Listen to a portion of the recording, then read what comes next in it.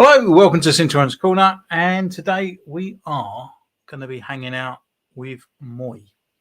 So just wait for a few people to join, and we can just chill back. And today it's all about just asking me questions while I finish off a video and do some other little bits as well for Instagram and whatnot. But it's just the case of today. It's just kind of hanging out and just chilling, really. And that's it. Just ask some questions away. So it's the first time me using this StreamYard as well. Seems to be a lot of people who don't really they use it quite a lot. So I'm hoping this could be the further and future way of doing some live feeds as well. Because I haven't done a live feed, I think, in over a year. I think the last time I was doing it was when The Mandalorian Season 2 was out. Hello, 1980s. You all right, mate? How's it going? Got anything new recently? But I just thought I'd just hang out with you guys for a change. It's very rare that I do anything on this. Hello, Callum, mister.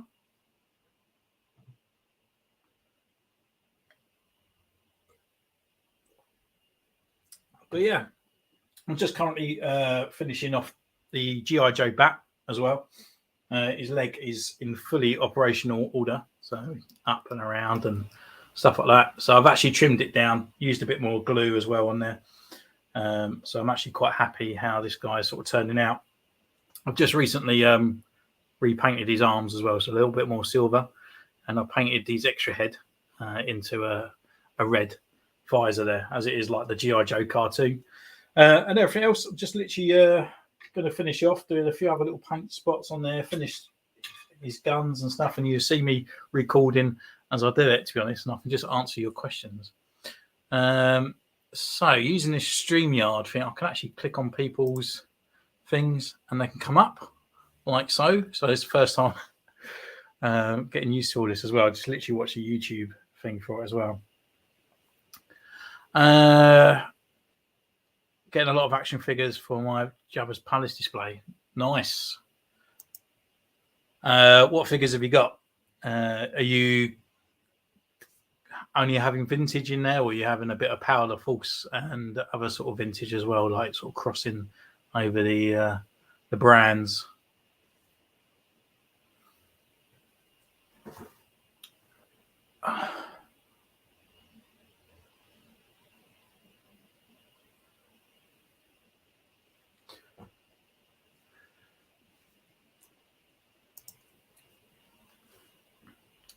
Callum, did you get anything new recently?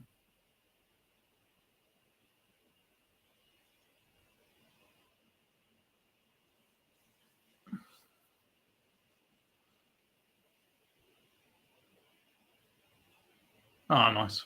I mean, the Power of the Force, you can't knock it for diversity in the Star Wars universe. There were so many droids and back characters and stuff like that. They're just absolutely just fantastic, to be honest. You don't really get. That's the thing that annoys me with the Black Series, but I suppose it's not the Black Series. There's always just in a wave. There's only like 6 figures, isn't there? And there's always something new. By the time it comes out, there's like a game or there's something else. So when the Power of the Force come out, there was only really original trilogy. So they could really explore the sort of like a heritage of Star Wars, I guess, in those ways until episode 1, 2 and stuff come out, and then it kind of moved on from there. Oh yeah, was your last figure you only got was Batman?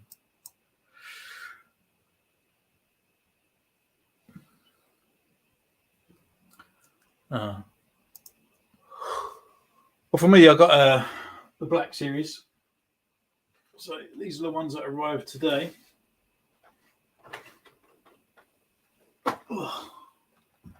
So someone from my birthday got me, a dear friend got me a Rebel Trooper on there, which is really cool actually, because I wanted to do a custom of this guy. I wanted to do an old version of the Kenner Trooper on that one, where it's got more of a tanned top on there. Oh yeah, the new Wolverine.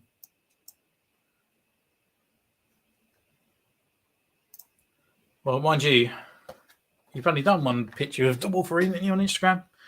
So the other one I can't wait to unlock is Ahsoka. We have her, so I'm going to put her on the channel very soon. I might even start recording her tomorrow. And then next up, we have the client, which is there. Not really a sort of a main character or anything like that, but it's quite cool. He comes with the ice cream part on here and a few extra credits, I think they are, or something like that. So he's got a few, and he's got the tracking device as well. So he's got quite a few little cool accessories there for the Mandalorian, really, to be honest. Oh, yes, you got your Homelander from NECA. Should do a Homelander and Wolverine picture. That'd be quite cool. Next up, I've got Baz. We have him here. And, yeah, he'll be a little bit later on down in the line.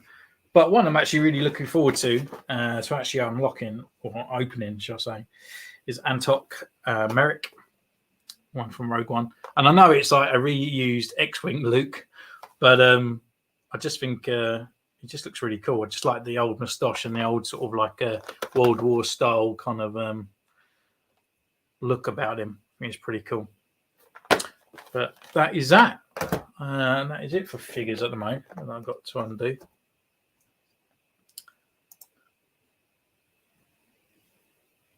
Oh yeah, did you enjoy the Batman? To be honest, I'm not gonna go and see it. To be honest, I don't know.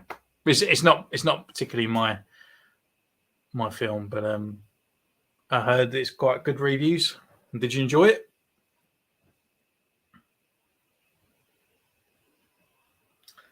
So I get Instagram messages as well. But yeah, so I'm just going to set up on here. I'm also going to talk about the channel as well, like where we're going. I'm hopefully you see a little bit more and better in content. I'm kind of really trying to fix on it a little bit more, make it a little bit more professional. Oh, nice. Yeah, well, it's Batman, and it's got to be dark, isn't it?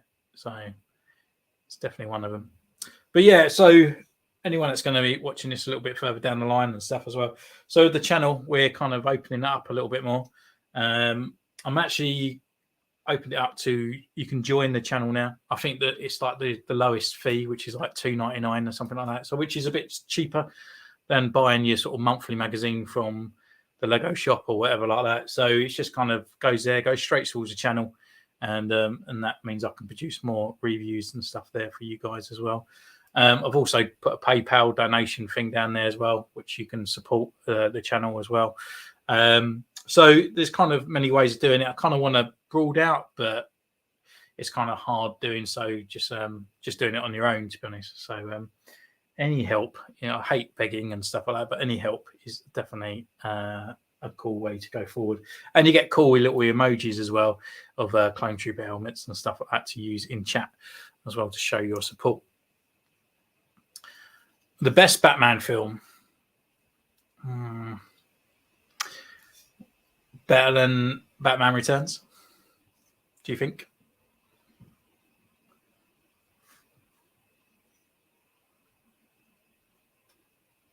But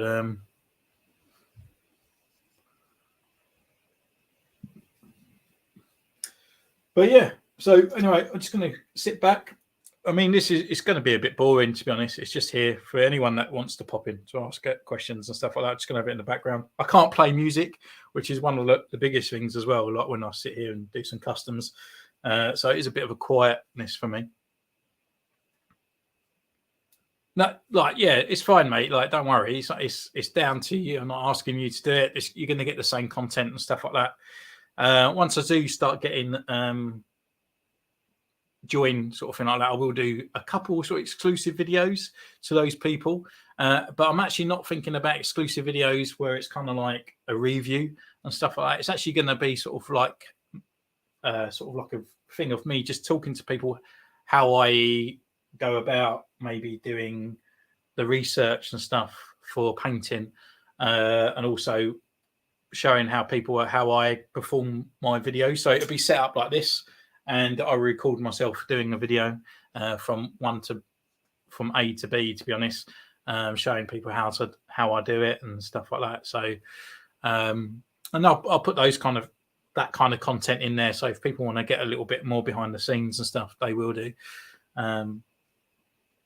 But yeah, it's just kind of ideas and stuff going down the line. But yeah, and I'll probably put the shout out as well on people in the description as well for each person that do join and that do support the channels as well. But it's not, you still get the content, you still get it for free, which is mainly what it is anyway. So I'm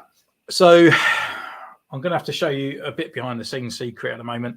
So this is my special stand. So when you see me doing customs and the camera is pointing down onto my nice bit of ceramic kind of sheet here, which I actually picked it up from Wix's in the UK. It's a little shop that kind of just does DIY bits.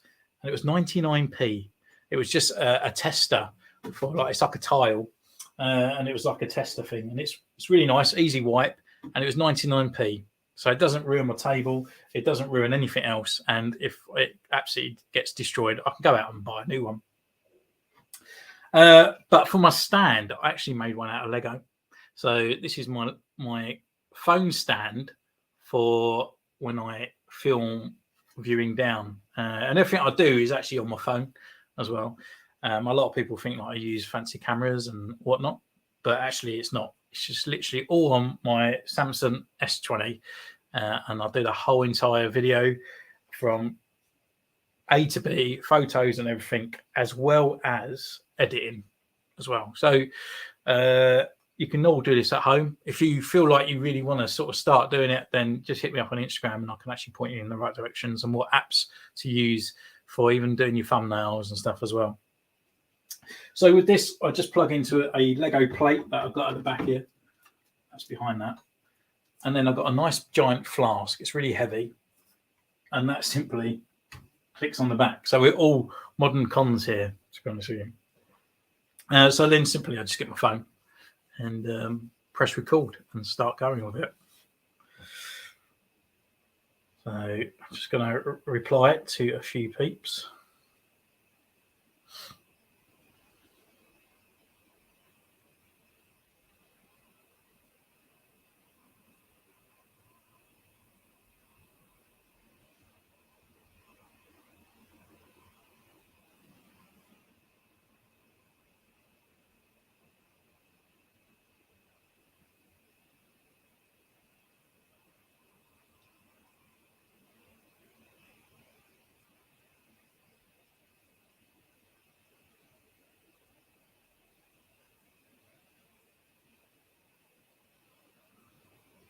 Right, okay. So I just hit video mode and then I'll just balance this properly on here.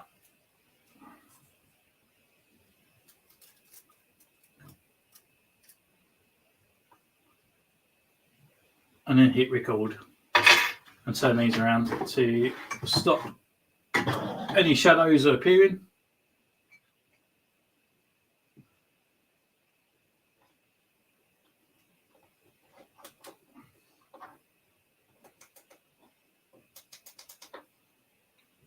And then most of all these sort of things as well is actually from AliExpress, all these sort of things. And these are only a couple quid on there, to be honest. And so it's all inexpensive stuff to set up the studio.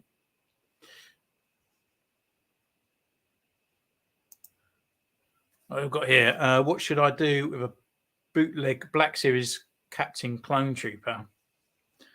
Well, I mean, what I did with one, if it's like the original mold kind of type one, I actually turned it into a Frodo or Fordo, Captain Fordo. But obviously you got the new one coming out, so it's a little bit hard. Like, what would you want to do with it? But you could change it into anything, really, anything you want to do. I mean, you could turn it into a Coruscant Guard shock trooper with special markings or something like that, or do red stripes down his leg to carry on the blue. Just if you want to make up your own regiment, you can do. If not, you could use nail polish remover, and some Q-tips, something like this, and just slowly work down. Don't do it too much because the red will actually bleed too much over the actual figure itself. So just little small bits, just take this away, throw it away, get another one, and wipe away the red. So you actually get like a more of a full white clone trooper that you can actually start from scratch as well. But that's what I did. I've created an original Fordo captain with mine. I'm not too sure about the new one. I just don't like that chest part. It doesn't come with that. He's not like that in the show. But I know why they've done it, because he's an ARC trooper. But unfortunately.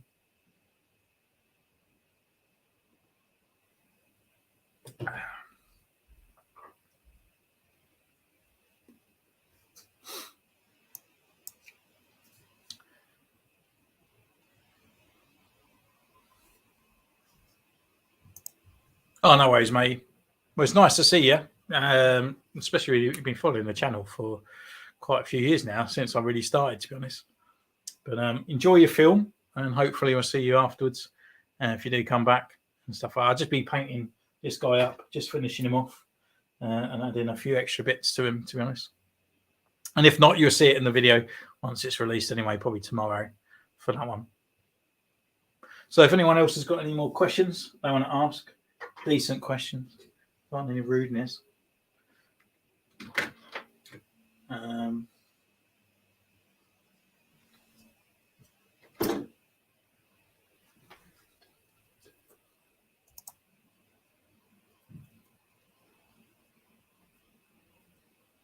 I'm always finished with a Commander Cody on the new bootleg body to go. Nice. That's definitely a thing to see. Is it a phase 1 Commander Cody, or did you do a phase 2?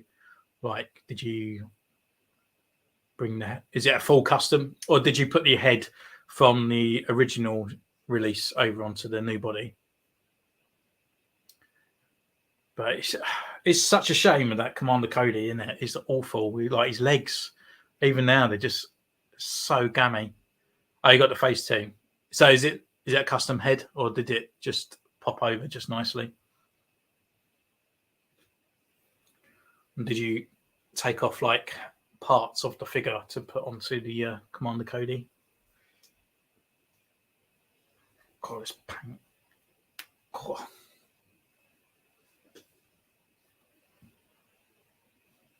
Yeah, nice. That's pretty cool. Love to see the outcome on that, to be honest. That sounds like a really good idea. My paint has dried in the actual seal of the pot. It always does this. Does my head in. Right, won't be using that one.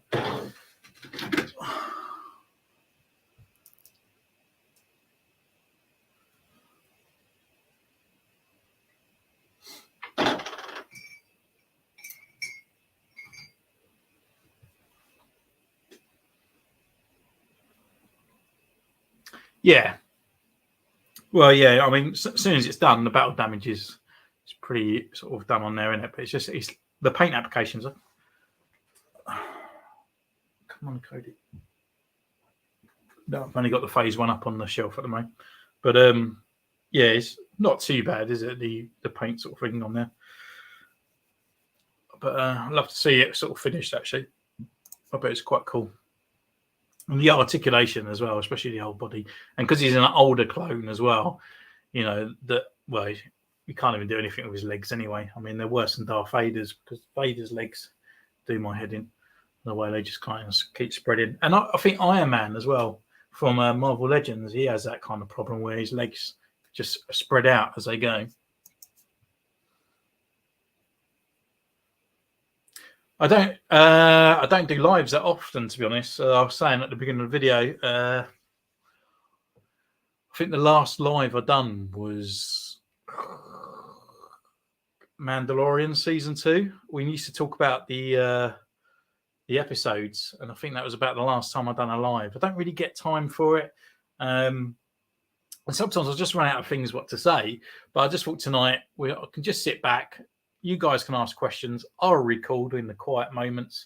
You'll see a bit behind the scene, because normally I do it from the front, so you just sort of see me. So you see a bit of, this is my studio. This is where I do my reviews. This is where I do my painting, just down here.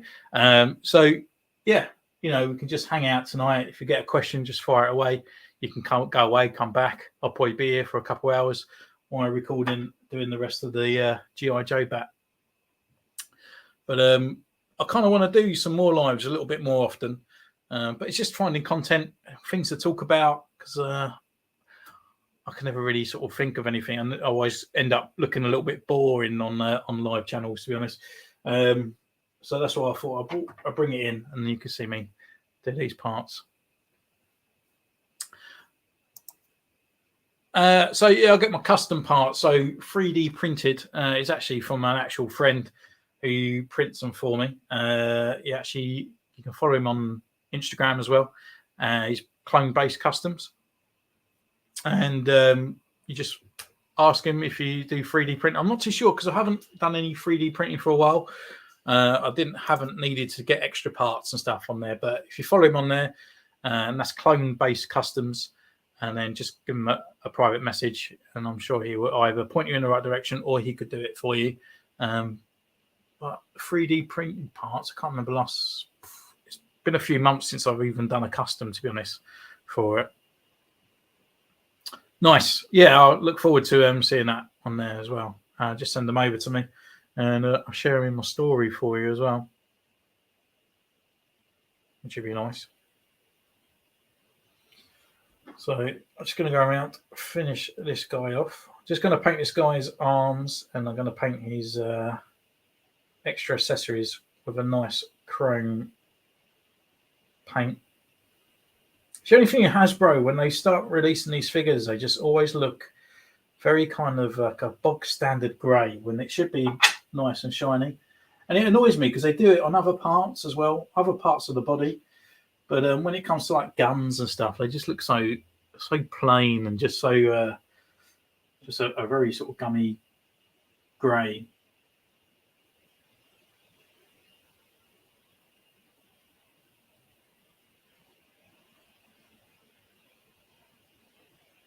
But it's quite an easy custom.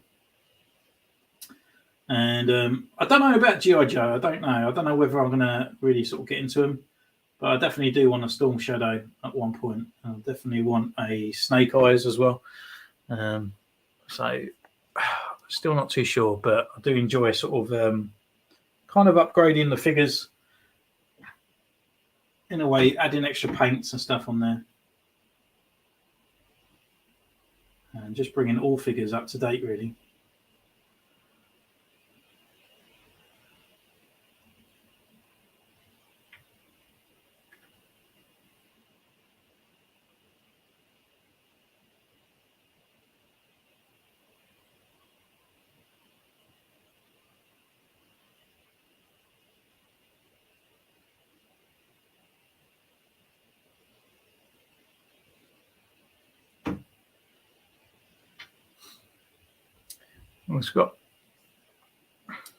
So has anyone purchased any new figures, any sort of Black Series?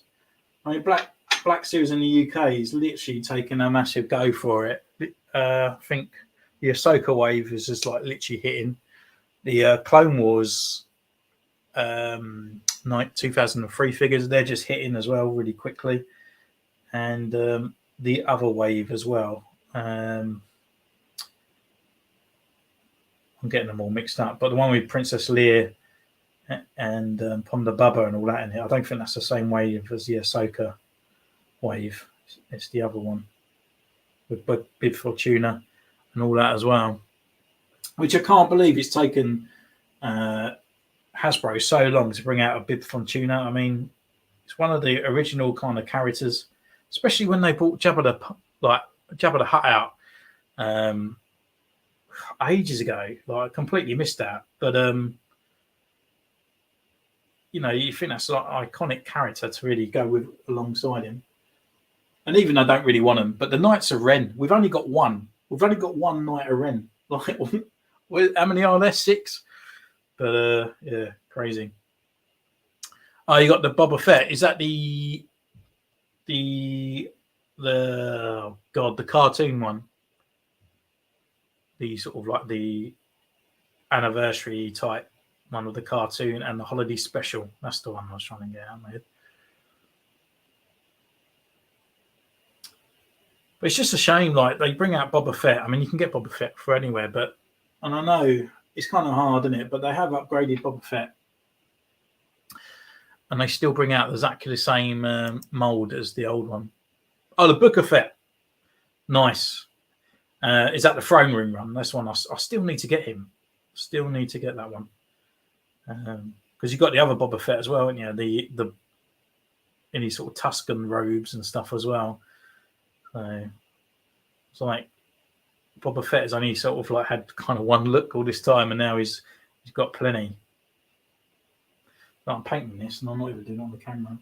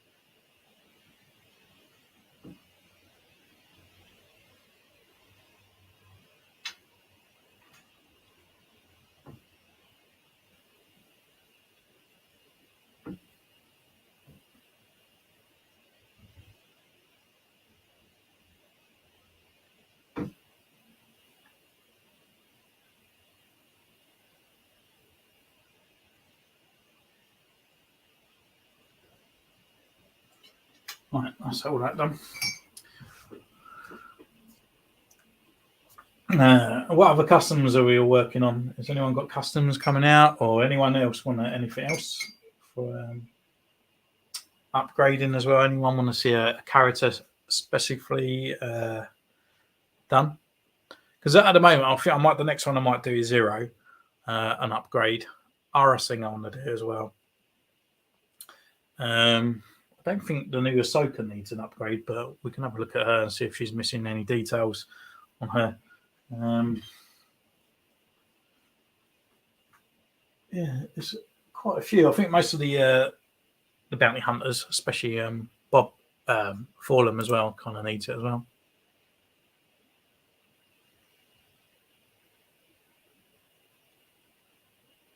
Oh, really? Well, I guess he's due for an upgrade then, because even like when they done the Return of Jedi Boba Fett as well, didn't he? He looked absolutely. Well, he's missing quite a lot, especially like the dents and stuff on the back of the helmet. I mean, that plastic cape always kept knocking off the rocket pack as well. Does the jetpack fit nicely on the new one? Because if it's like the other one, it just kept falling out. I think in the end, I glued mine in because it just done my head in.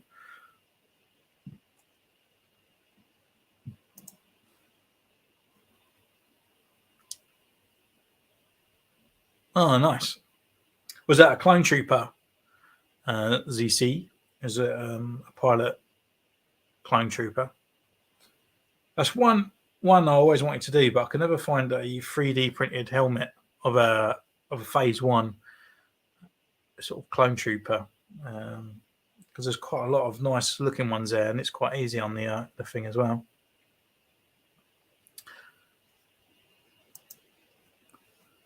Oh, really?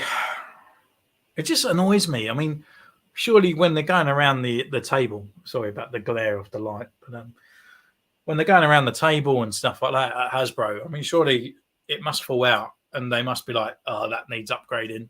It just,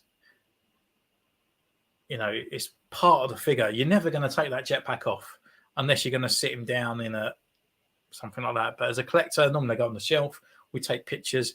He's never really without his jetpack, apart from when he's in his back tank. But yeah, that's why I always permanently glue most of my stuff in, or I replace it with magnets to be honest. Oh, okay, so it was a clone trooper. Nice. Are you on Instagram? You can send the pictures over to me, and I will put it on my story if you like. Give it a share.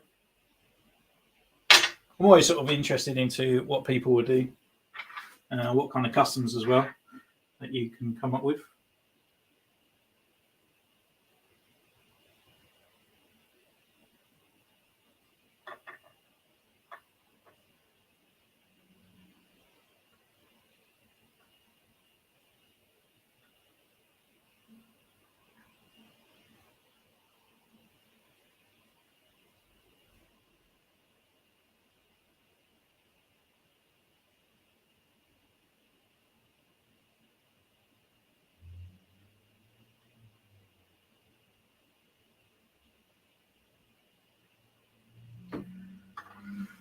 Right.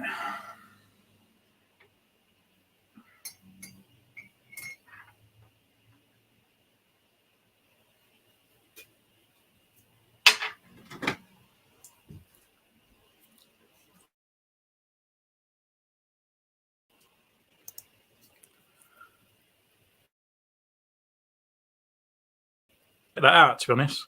Was that to fit on the new style body, or was it to fit on the older style body? Sort of size comparison, anyway. It'd be quite nice to see.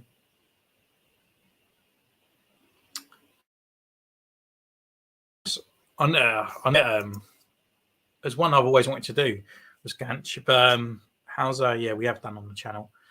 But yeah, definitely, I need to get around to doing one of them. I haven't done a custom clone. I think this time last year I was pumping them out. I think one every week. I think this is when I've done about Captain America. That appeared on my kind of yearly wall, and the Iron Man one as well. So yeah, I think Hauser actually was my last clone that I actually done, to be honest. Oh no, I tell a lie. It was the Captain Carter one that I done. Was the last one. So it's around the thing. High fives. How's it going? Just having a little hangout. Or I'll do a custom, do some videos, take some pictures.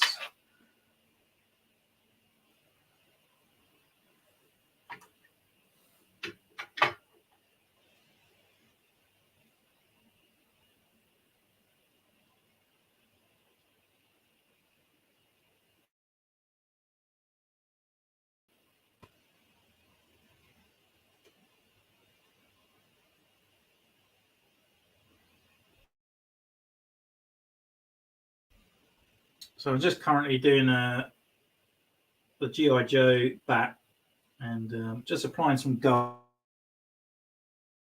to his. It's like a circuit board, and the circuit board has all these different colours and different things on there. And gold is kind of one of those things that just sort of like points out just now and again. Just give them a little bit more details in there to shoot it across.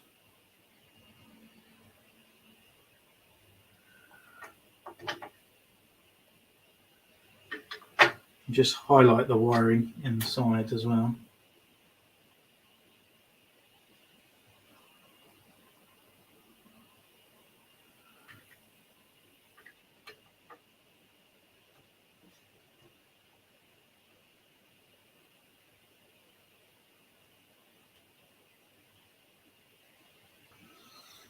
And just let that dry. And then that's kind of it, really.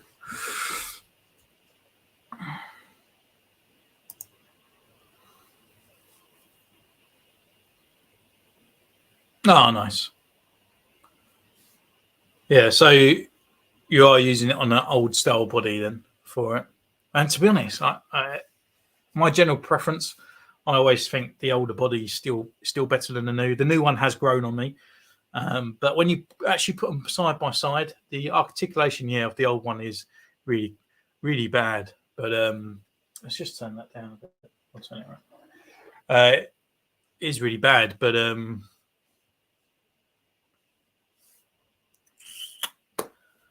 Yeah, it's just a shame. It's you know, they do a mixture of both, but I do think they need to go back to the drawing board of the Clone Trooper, to be honest.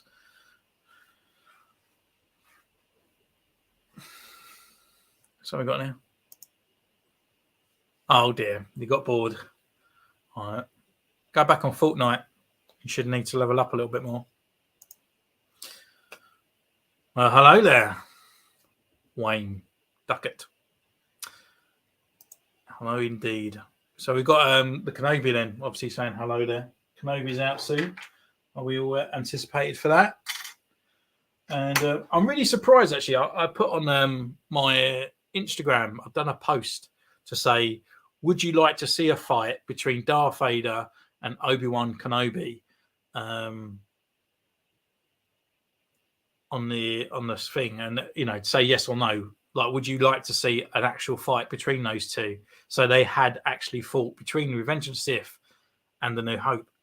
And 98% of the people actually said yes, which I was really surprised, because to me it will take something away from the actual show massively.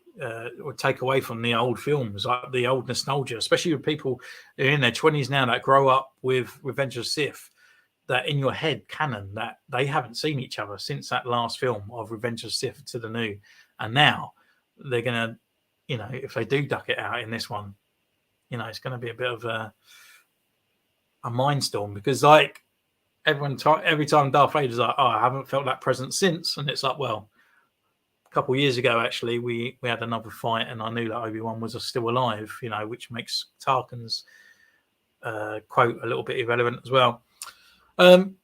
Yeah, Mac, brilliant. That's what the videos are there for, to inspire anyone to go out and do it. If I can do it, anyone can do it, to be honest. You know, some of the people I see on Instagram doing stuff, I just think looks absolutely sensational. But yeah, just a bit of a steady hand, a little bit of patience, and yeah, you can get it. So well done. And if you've got any pictures of it, send it over to me on Instagram and I'll put it onto my story.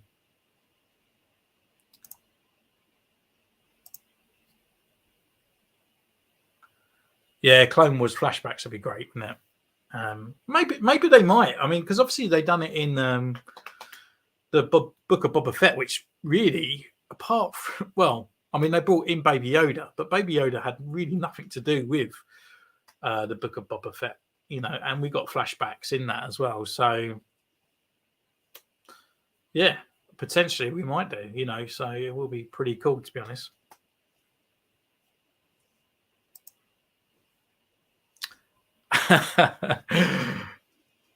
Hello, Fraser. Brilliant. I think you might need to update your YouTube video face thumbnail. Still look 12.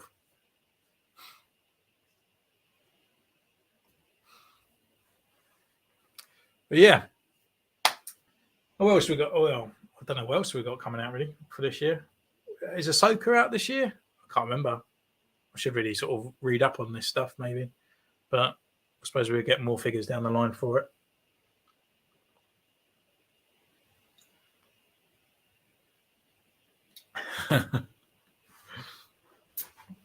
Just last week then. Brilliant.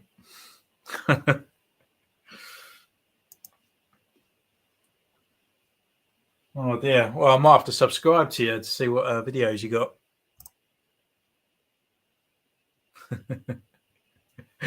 Yeah, we'll give it a couple of years. That's what Logan will look like.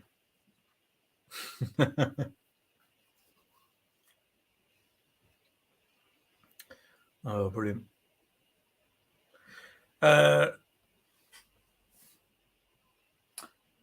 So the guys that have worked on customs, have you done any other kind of type of customs, or is it only clone troopers that you've done in the past?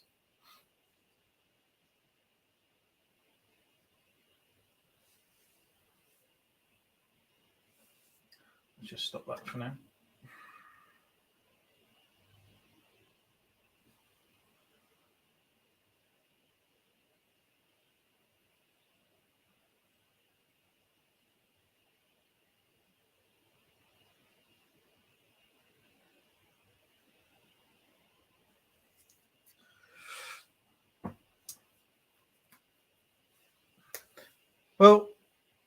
this is your time, guys. You can ask me questions, ask me anything within decency, please.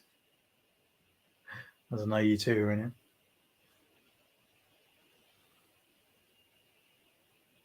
Yeah. I've seen that happen a few times, to be honest. And Anakin does deserve a decent body, to be honest.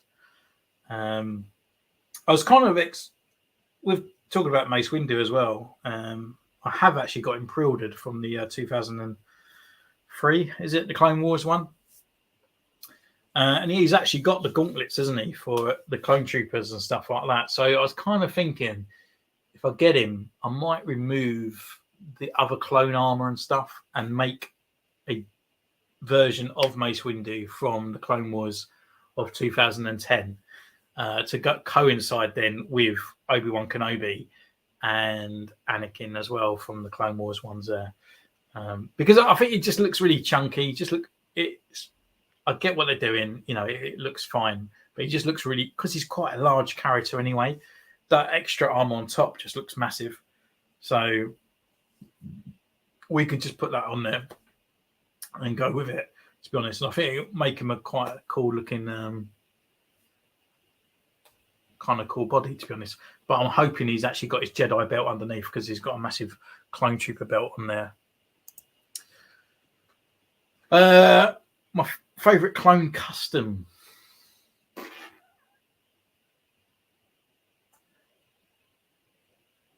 I think it might be Keeley, because he actually come out really nice. And it was the one I'm most dreaded as well, because of all the sort of ram horns and stuff on his head. And it's the one I really wanted on my shelf, and I put off for a long time. And it was a lot of research as well, because like his colouring just looks a bit off as well. It's either really dark red or it's a little bit kind of burnt orange, well, a burnt reddish kind of colour. So I think Keeley, he come out really nicely. And also my Captain America one as well. I really like that one.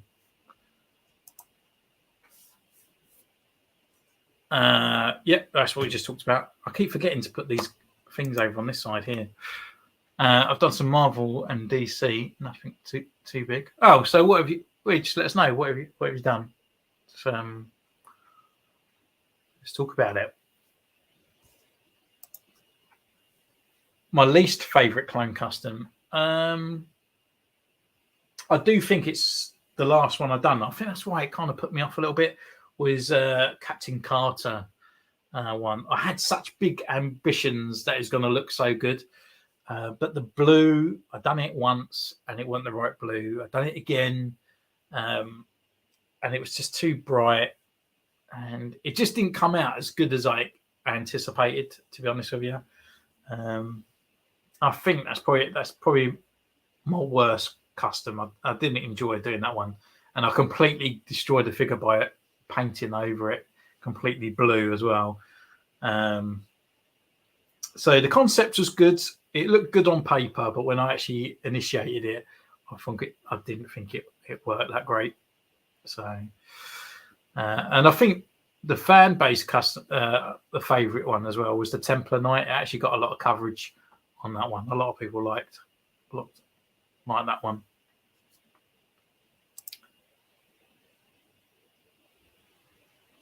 Yeah. So I think that Mace Windu's got quite a lot of potential in there. I might cancel my Grievous.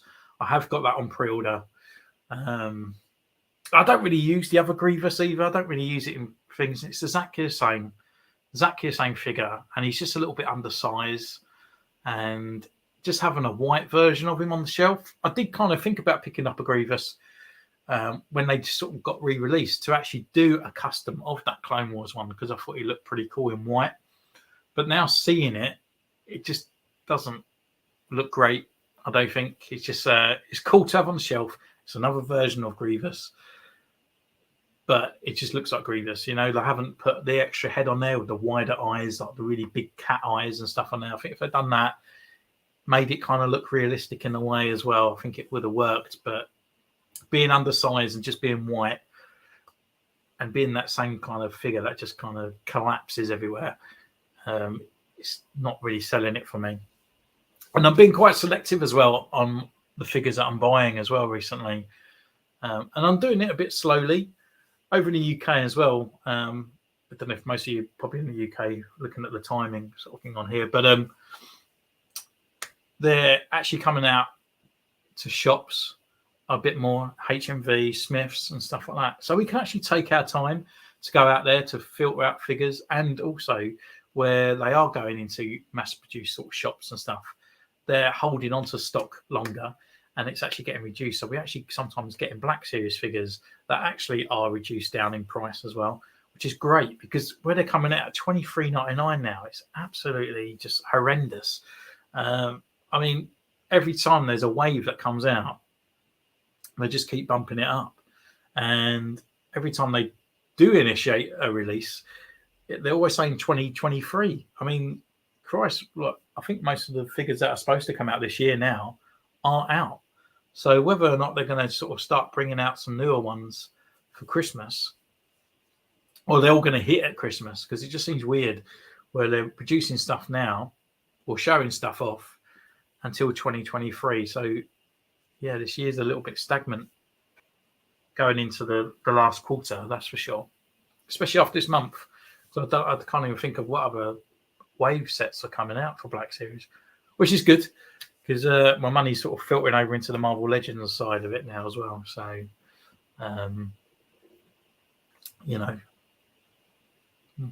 Hasbro still get my money, unfortunately, but they do make good figures. Apart from this G.I. Joe, where his leg fell off, which is really annoying. But nonetheless, you know, he's prevailed, he's still alive, and he can still stand, which is fantastic. It was absolutely, what a day. It just took me, I think it was like a day and a half to find out how to put this leg back on, but I got there in the end, and he's workable, and he's fine, and he can stand, which is good for him.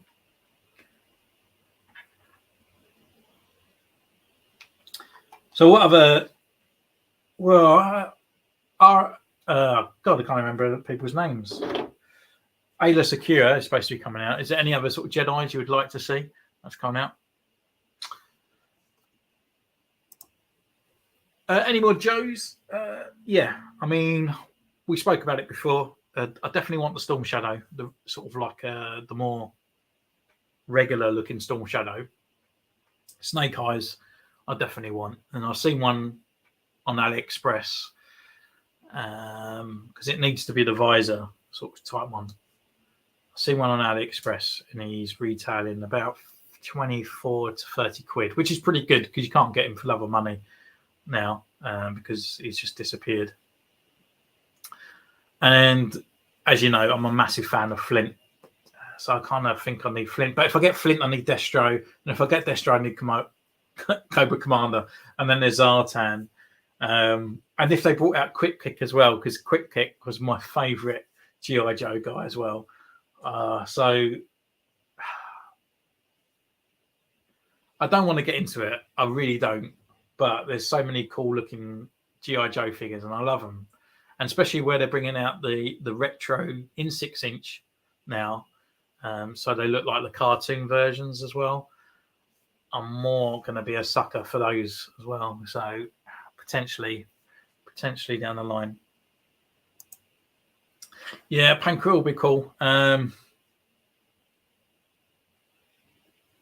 Yeah. I was thinking it's the same as Zeb, isn't he? But it's not. It's the same as the Cantina guy. God, names are escaping me. Well, I don't have anyone around that I talk about Star Wars with, so everything just sits at the back of my head. But yeah, the guy from Attack of the Clones, isn't he? It's that guy.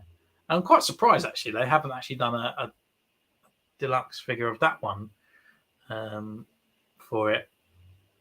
Actually, we've not really got many Attack of the Clones figures, have we? We've got Count Dooku, we've got Anakin and Obi-Wan. Yoda's just Yoda. But yeah, Kylie Mundi would be great. That'd go with Attack of the Clones.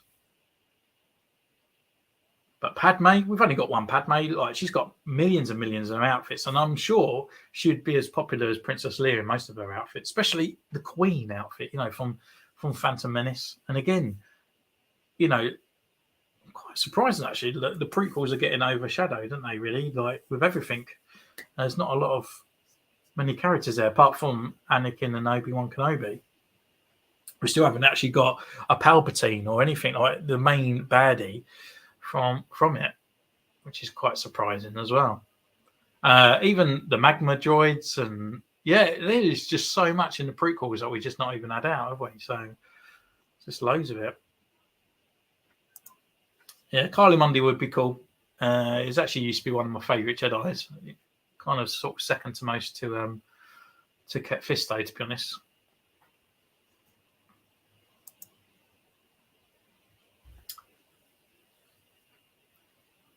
Kitbash cable body upgrade to Cyclops animated normal Osborne animated Punisher and Ghillie Suit G.I. Joe and etc. Most of the others are paint upgrades. Nice, very cool. Especially animated Norman Osborn and stuff like that. That's very nice. And the Punisher as well. Is that sort of the animated Spider-Man? Because he was in like more of a light grey kind of outfit, if I remember. Or is it blue? I think it was blue. Dexter. That's it. That is his name. Yeah. Yeah, Luminar. Yes, there's so many, isn't there?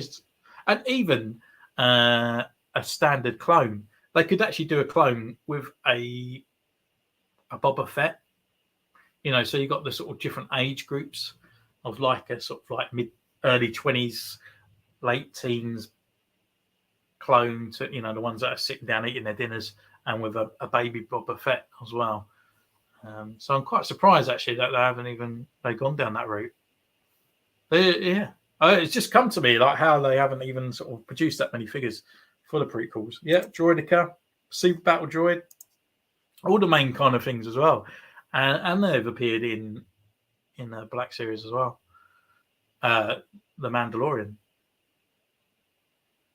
Yeah, they went through a phase of bringing out the B1 droids, didn't they? There was absolutely loads of them. We had the Geonosis droid, the normal one, and the heavy trooper as well. And I only bought the irregular one from Phantom Menace because I just thought it was just too many at once. Like a little bit further down the line, bring out another one and stuff like that. But it was just too many too quick, and they were a really good figure, but give it about a week or two, they went so weak at the knees that my one has to sit in the box down there with the sequel trilogy, because I haven't got the room on the shelf and I need to get another shelf so I can actually put the sequel trilogy out as well, unfortunately. But the Battle Droid actually sits in the box with them, unfortunately. Yeah, take care, mate. Enjoy yourself, and I will talk very soon on the Xbox, no doubt, mate. So keep your chin up, mate. Love you. Yeah, all the separatists. Yeah, and around the meeting room as well. The guy with the sort of walkie-talkie thingy. I can never remember any of their names. But yeah, there's a lot. And even some of the other Jedi Council as well that's sitting around, even like Yaddle and stuff. Captain Panaka, the security bodyguard from Attack of the Clones, on the sort of like metal patch on his eye. And I would absolutely as well love a Padme in that, with that guy with the patch, when she comes out as a Naboo pilot as well, and the Naboo pilot from Episode 1 as well. There's just Untolds. Yeah, Geonosis. What Tabor? Yeah, I think that's his name, isn't it? Yeah, but it's just, it just shows you like when they bring out the Mandalorian, and I suppose it's really easy, isn't it? They bring out a Mandalorian, and I don't know why they're bringing out so many Mandalorians where he's kind of like covered in mud, a Mandalorian covered in like this and like that. I get it. We have different looks for Luke and Han, but they change outfit. That's like bringing out Han in his kind of like a Hoth outfit, but one covered in snow because he's gone outside, and the other one indoors, and sort of stuff like that. It's just, it doesn't warrant an extra figure to be covered in ice or covered in goo and stuff like that. It just doesn't need it. He should have come with his helmet removable thing as well at the beginning. It's just a shame that Hasbro actually bring out these sort of figures and don't really do much with them. And we still need, is it nine them, and stuff like that. It's just, it is absolutely loads. And I can't, Watto, Padme in a like the gown, like the maiden kind of outfit, where she's walking around with them as well. It's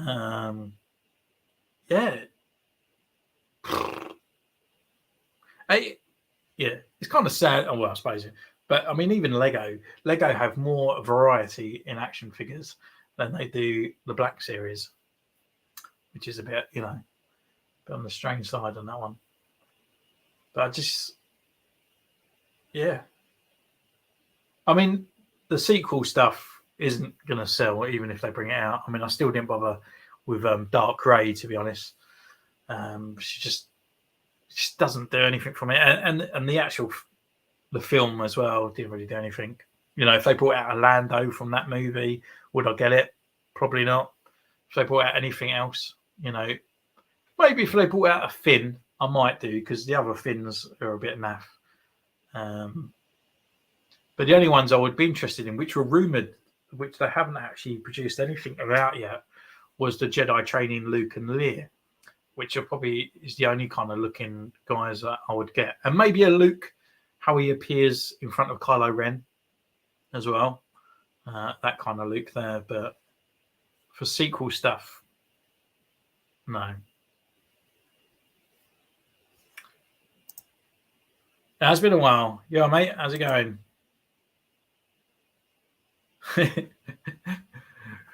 Yeah, they do have better articulation. Definitely. It does feel like after you've been playing with Marvel Legends and then you go back to taking some pictures with Black Series, it actually feels like you're playing with a bit of cardboard. Even though they have got the articulation there, they've got the elbows, they've got the butterfly pins as well. It's just very, very strange going back to them. And I think the big thing of it is like you want to do this stuff with a lightsaber. They can hold it, but the only thing you're going to get is about that kind of distance and stuff on there. Like they need to generate some sort of like new elbows or something like that for at least Jedi type characters, and maybe sort of pivot in the hands where they both pivot outwards or downwards rather than one in and one out. So.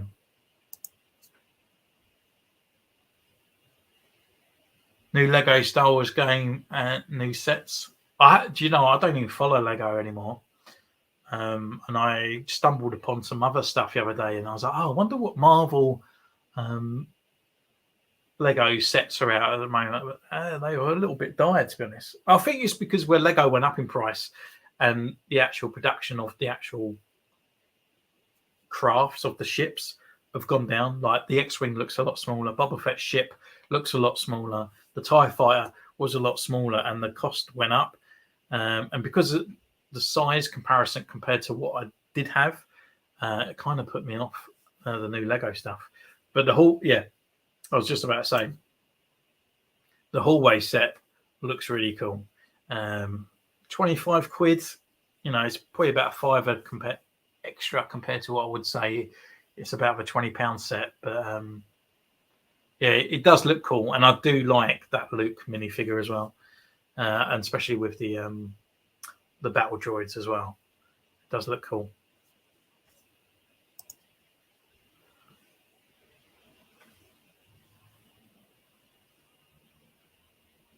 Nice.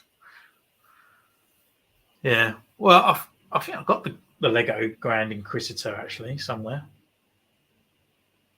it come with a kind of a strange TIE fighter because I got it because it kind of reminded me of. I never had the advanced prototype for Darth Vader's one.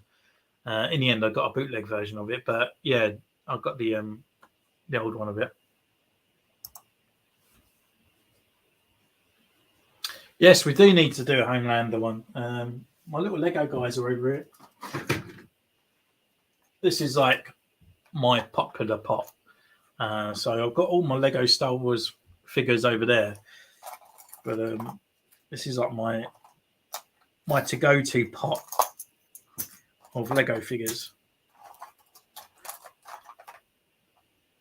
And there he is, my little Homelander, which we are using the collab. We could do it fighting someone or something or other. I could think of an idea to put with it.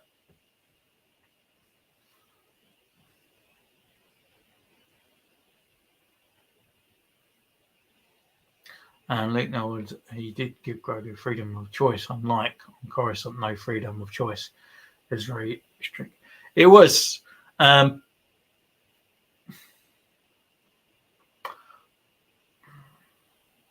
suppose it's a bit of a hard decision, isn't it? Because the way the Jedi look at it, if you have the Force and you are strong in it, then you are desired then to use the Force in that way. Like that is your duty at birthright, is that you have the Force, that you need to be learnt to use it.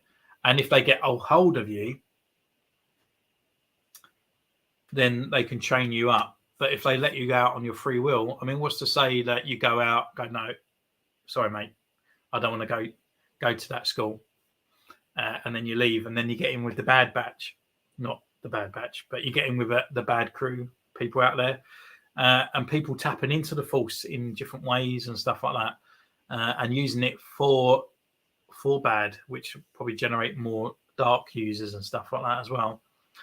I suppose the way you could look at it is that, you know, that you are taken from that. You have to drop all attachments to learn the Force in that way. So if they give you a choice, you're always going to go back home, aren't you? You're not going to never leave. But yeah, I suppose in that way, it'd be quite interesting to see a kind of maybe a comic or something from a parent that gives up their child for the Force. I mean, what do they go through? I mean, is it the parent's choice? Did the Jedi just come and take the child? You know, is it their duty? Is it their right? Let's open up a whole new ball game, innit? I mean, especially with the Republic where there's no slavery and stuff. Yet parents have to give their children to the Force because they have got Force sensitive. In that way, it is kind of slavery, isn't it? Mind blown. Maybe the Jedis are the baddies after all. Mind blown.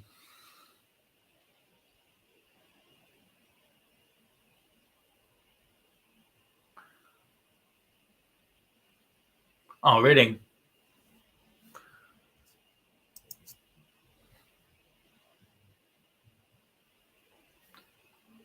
Did she just write a little note?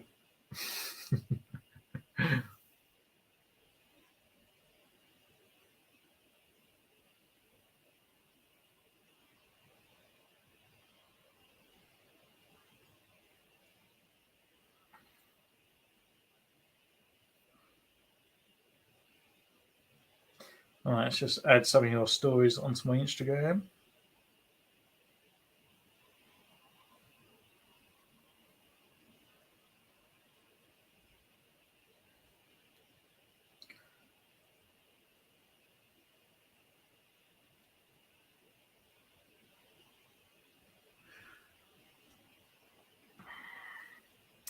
What have we got here?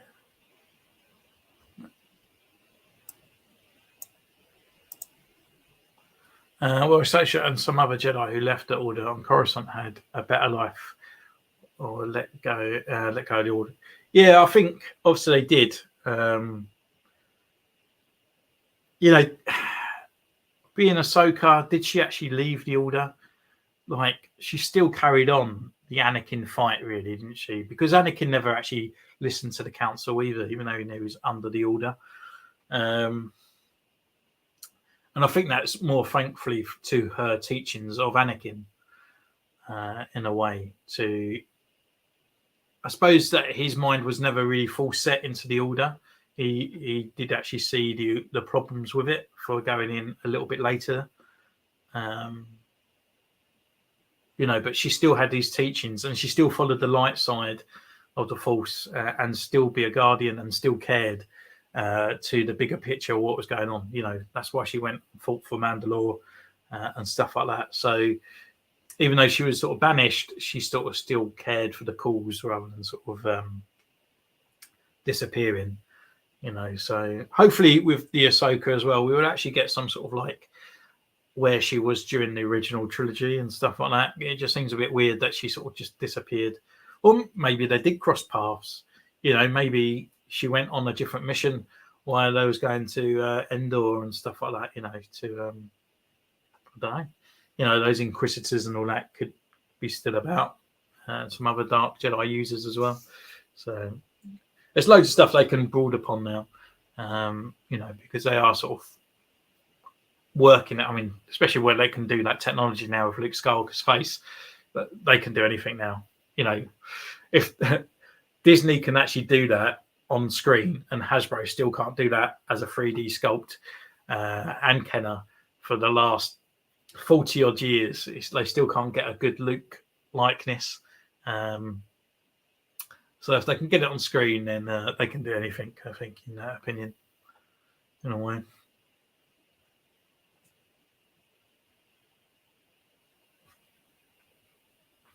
So anyone got any other questions?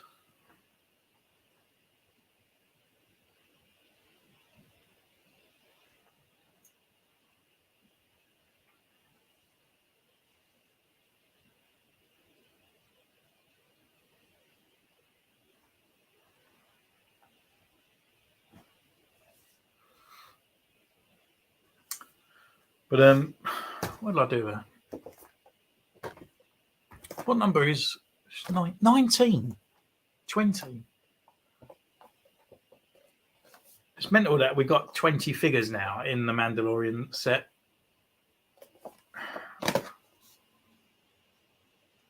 I still need to get the one I've been waiting for ages as well. I've been waiting for the Death Trooper. The Death Watch Mandalorian as well. I still need to get him, and still haven't got around to it. Hello, you all right, mate? How are you? What are you up to?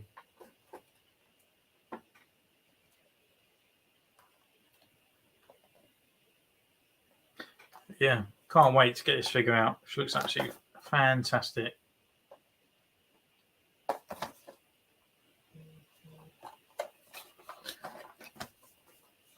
Has anyone picked up the latest figures at the moment? So I've got the Ahsoka.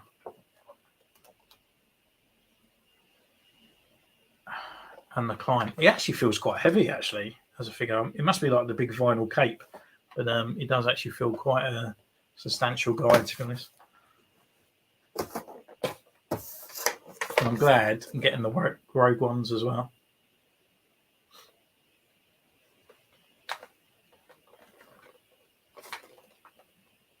And Baz looks pretty cool. Looks pretty badass. And I actually really liked him as a character. I still need to get Bodhi as well for the Rogue ones before he starts going up in price, because he's a bit harder to get on there.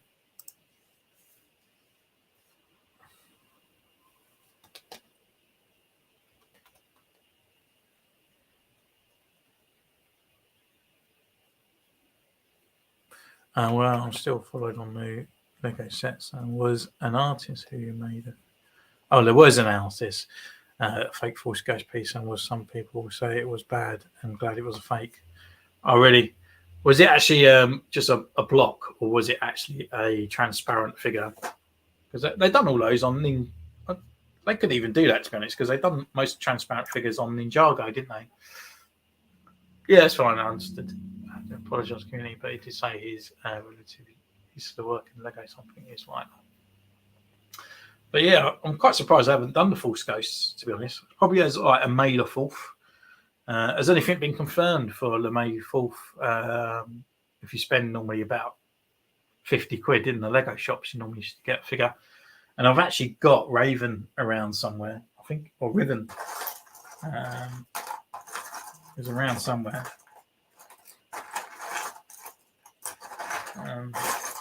I'm actually looking into selling him because he retails on quite a bit of money, to be honest. So yeah, I think I will get rid of him at one point. But I still got my Lego figures. They're still on there. And what I'll do, I'll keep them in Black Series figures, boxes.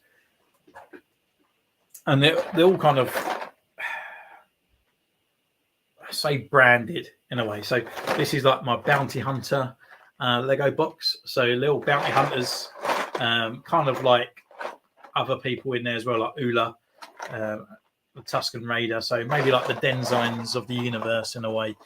So kind of like all the scum and villainy people in there. Then I've got a box of all the Jedis, the Imperials, A New Hope, Return of the Jedi, and stuff like that. So it's kind of categorized for me to find a figure really quickly when I want to do an Instagram post or something or other as well. So yeah, kind of an idea if you're out there and you want to do something like that. But yeah, it just makes it a lot easier just to find your figures rather than either putting them in a big tub or bags and stuff.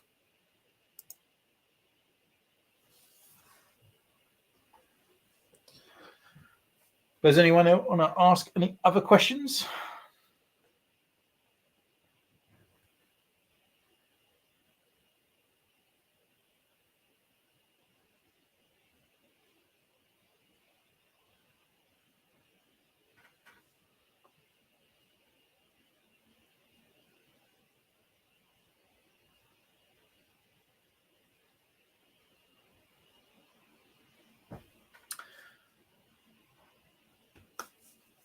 But yeah.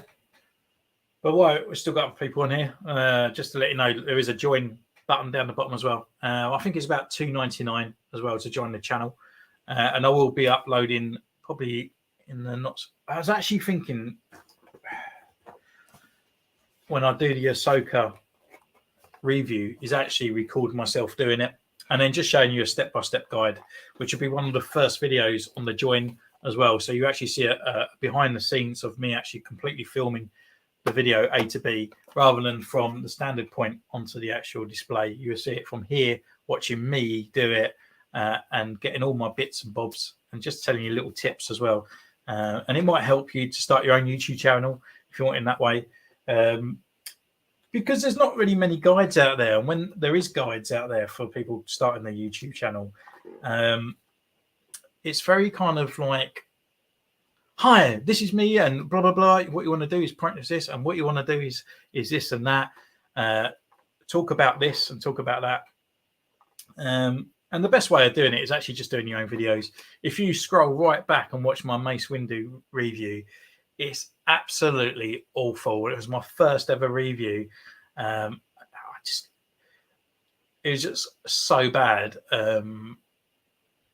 Even like panning around, I actually recorded the video because I didn't know how to pan on a standard, just an actual flat picture. I didn't know how to pan it, which is completely awful. And even still a little bit later on, so I used to do it in front of a TV, like start with Star Wars and then go down and stuff. Everything is a complete learning curve. It's absolutely amazing. Am I going to customize Black Cat? No. Unless I make her assets a little bit bigger, but no, she looks fine, to be honest. It's the Black Cat to me, even though the animated version of Black Cat come out,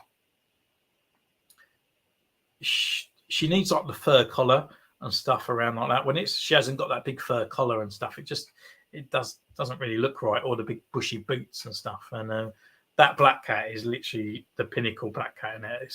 That's the one she looks like. Nothing happening for the 20th anniversary of Attack of the Clones for Lego besides Phase 1 minifig packs, there's a rumor of an AT-AT. I'm pretty sure it's episode 2 base film. Oh, okay.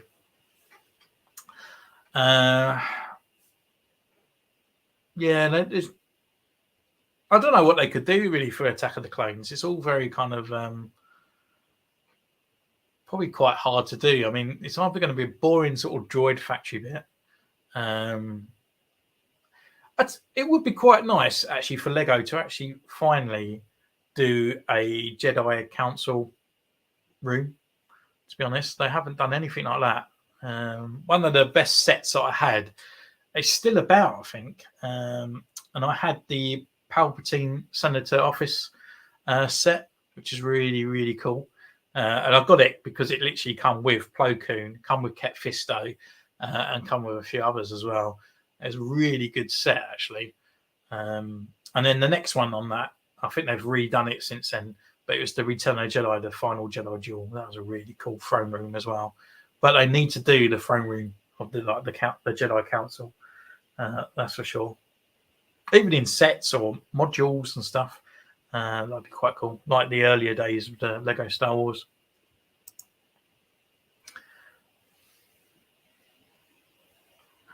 Yeah. Yeah, because the little yellow speeder and stuff like that.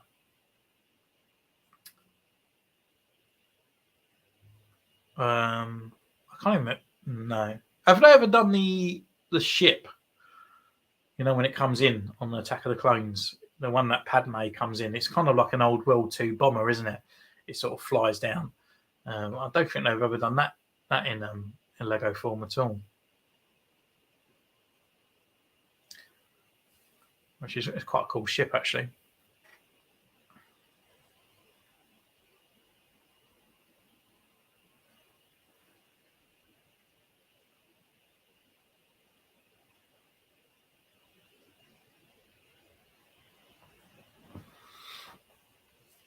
Oh dear. But did you pick up quantities like the Lego magazine at the moment as well, isn't they? They've got the 501st Clone Trooper on there. Did you go out and purchase more of them? I was kind of looking at it the other day, and it is about $4.99 for an actual magazine now. But I was kind of tempted, really tempted to pick up a couple. But I did get the 501st pack as well. But you can't knock an army build, can you, for the Lego?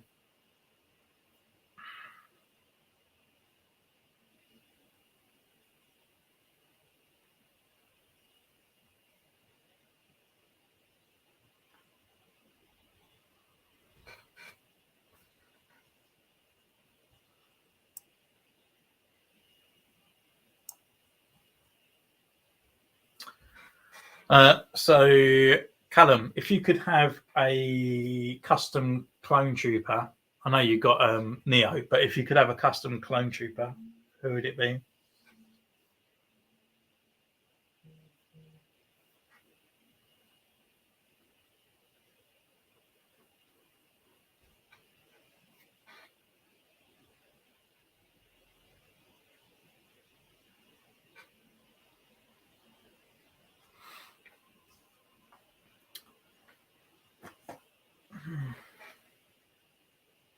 I'll let you think. I think one I might do eventually is we've done Hauser. I quite like Grey as well, even though he's green. But I think I might do Commander Grey as well. Just need to order a couple more clones. I do quite like his decor. And it's kind of like one to have on the shelf, isn't it? Especially from the Bad Batch. Whether or not will we get them down the line? I thought by now we would actually have fives, Arc Trooper fives. I'd have thought we had that by now, to be honest. Especially we're forward in line or at least kind of confirmed. And so we still need Jesse as well. Really still need Jesse in the Arc Trooper form as well. I mean, now they got the body. All they've got to do is like change the helmet paint, and that's it, really.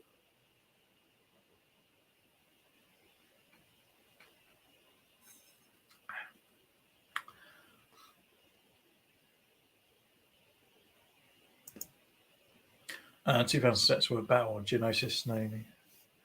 There's a clone cannons and droid ship. Yeah. There's not really many scenes or anything though in there, apart from obviously the gunships and stuff. Oh yeah, one of the clone trooper sort of scouts. Yeah, I'm quite surprised they haven't actually done one of them as well for Black Series. You know, we might get it down the line. I mean, they have literally just done Hawk as well, which is like the clone troop pilot in it. So, Tango Squad. I'm going to have to Google that.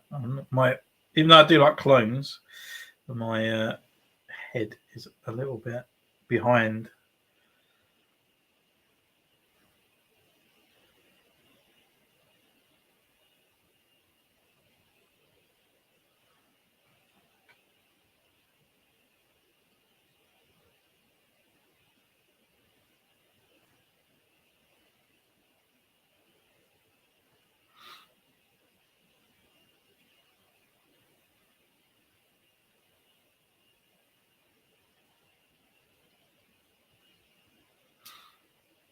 Oh, okay. What episode is that from?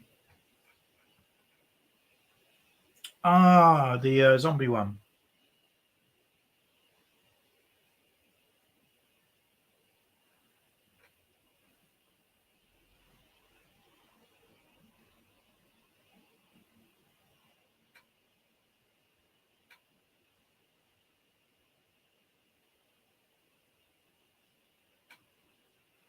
Okay.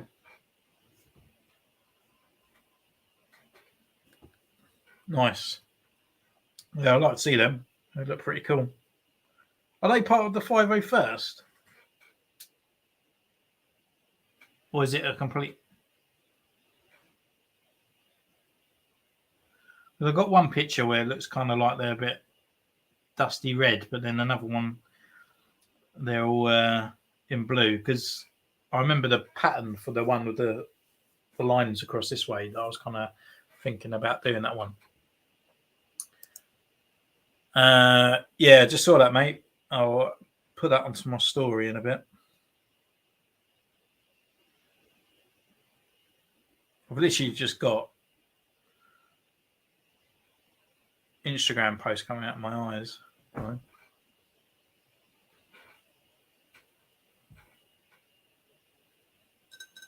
Yeah, is Bad Batch next month? I can't believe that's a year now, isn't it, since that come out. I'm kind of really hoping that it's going to be better. Really hoping that it's going to be a lot better storyline than the first. Which I'm hoping, because obviously they've kind of sort of like established themselves now as characters in a way. They kind of built the family kind of sort of part of it. So hoping now the next part will be a bit better. So, but I suppose Clone Wars at the beginning was a bit of a slow burner, and so was Rebels. Rebels was awful. It took me at least 4 or 5 watches to watch the pilot of Rebels, because to me it just felt Aladdin. It was like Aladdin running around like street rat, running from stormtroopers, and I found it really hard to take in. And to this day, I still haven't watched episodes 1 and 2 fully, like the pilot parts, because it just really sort of just throws me off a little bit.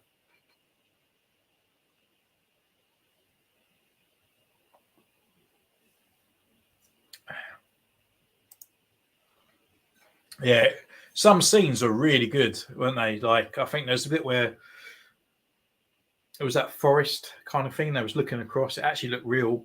Oh, it was like the very first episode, I think, when they're running down that sort of hillside and stuff like that. It looked really, really nice. You know, Dave Filoni hasn't really done much wrong. So normally he's got an alternative idea that he wants to establish with it. So I think he will get somewhere with it. We just got the foundations of the Empire taking over and the clones. Hopefully we see more Rex and we see more of the others, because they still got to meet up with some of the other ones like Wolf and stuff as well, which would be pretty cool. So there's potential there, but I just hope that they kind of establish it a little bit better than they did the first one around. Yeah, Rebels is definitely it grew on me, and I remember, I think it was from like end of season 2 and 3. How many seasons was there? 4 or 5. And I never watched the full episode. Never watched the last season, I don't think, when Thrawn and all that came into it. And when I got Disney Plus, I ended up binge watching it all. And I really enjoyed it. I really sat there and really just binged it and actually watched it. I didn't even go on my mobile. Normally it's kind of like a mobile type-esque kind of thing where you just kind of have it in the background. But I really enjoyed it. The only thing that really ruined it for me for Rebels was that kind of time travel-ness. And I know it's not popular at all, and they haven't gone back to it, but a world between worlds. And I never liked it as well in the Clone Wars when they go to like these different weird false planets and weird kind of elements and stuff like that. I do think that goes a little bit too wacky for me. It's a little bit too wacky for my type of Star Wars. I get it that other people like it, but for me, I'm quite grounded. I kind of like things to have a bit more of a realistic kind of sort of realm to it, rather than kind of like these godly figures and other sort of things like that. I just find it a little bit odd. Hayden in his 40s does sound like Clone Wars Anakin's, and surprising. Let's hope real life Hayden can live longer as Vader at the last. Yeah, it's only 5'6". Yeah, blimey, that's coming up for my age. But yeah, I mean, I suppose Hayden can't really do anything wrong. But for me, I kind of just avoid anything Hayden Christensen as Anakin, because I love Anakin in Clone Wars. I think he's just literally that sort of iconic kind of guy. He's kind of a bit brushy. He's intelligent, but he is a little bit headstrong at times. He does get told off, but sometimes his plans do work out and stuff like that. But I can't see that Hayden Christian Anakin doing things like that. It's just a bit too whiny. You know, he just gets moaned at all the time, and he's just kicking sand and stuff like that. He's just a little bit kind of, yeah. But that Clone Wars Anakin, he was just matured. It was just a really good, done good to the character, I think, for that. It actually turned out to be one of my favourite sort of characters. And the films, I didn't like Anakin, and that's, I think, for my age, you know, people in their 20s, you know, like Callum here, Revenge of the Sith is like their favourite film.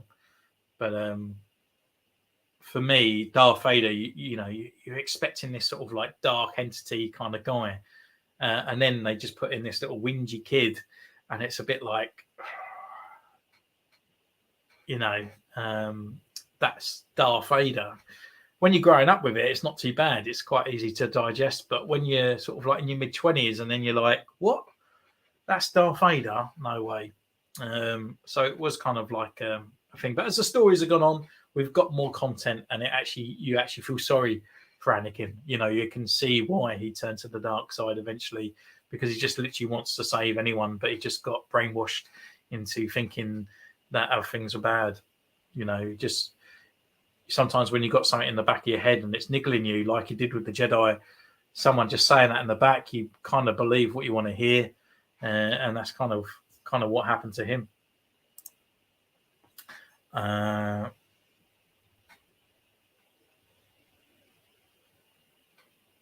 Yeah, Barriss Ophi, she was the Paddy one, wasn't she? So in Rebels, there was a dead Jedi, wasn't it? Was that, I can't remember her name. Is it Luminati or something like that? Or is that Luminari? What you said before, with the green with the dots on there. Was that her that was dead in the kind of like a, I don't know, like a bit of a sleep chamber, I guess. Yeah, for me, it just gets a bit, and it's a bit like Rebels as well, where they kept going off talking to this giant, massive goat thing. It was like never-ending story. Do you know what I mean? Like this sort of weird kind of beast thing that was kind of there but wasn't there, and it's like part of the Force and stuff like that. Things like that, it kind of just it does jar me a little bit, because not in any Star Wars lore, which to me, lore is the movies. So what you see in the movies is that you expand upon. And I know it's a vast universe and you need to bring new things in. But if you brought in a giant talking goat into the Star Wars films, I think it just looked very, very odd, to be honest with you. Yeah. It was it a goat? It kind of reminded me of something from Thundercats or something like that. It just kind of like, I don't know what it was. It's kind of like a big talking mountain that no one could ever see, but it was just giant. But yeah. Yeah, it's just kind of odd. In a lot of ways.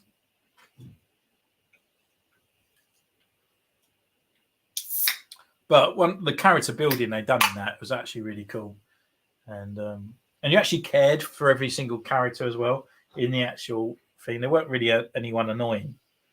And when Ezra come back, I think it was like season 2 or season 3 when they actually sort of cut his hair and he didn't really look a lot like Aladdin and stuff like that. I actually started really liking. He was a little bit annoying, but once he started like learning I did really enjoy that. And I would love actually kind of like phase 2 versions of the rules as well. That'd be quite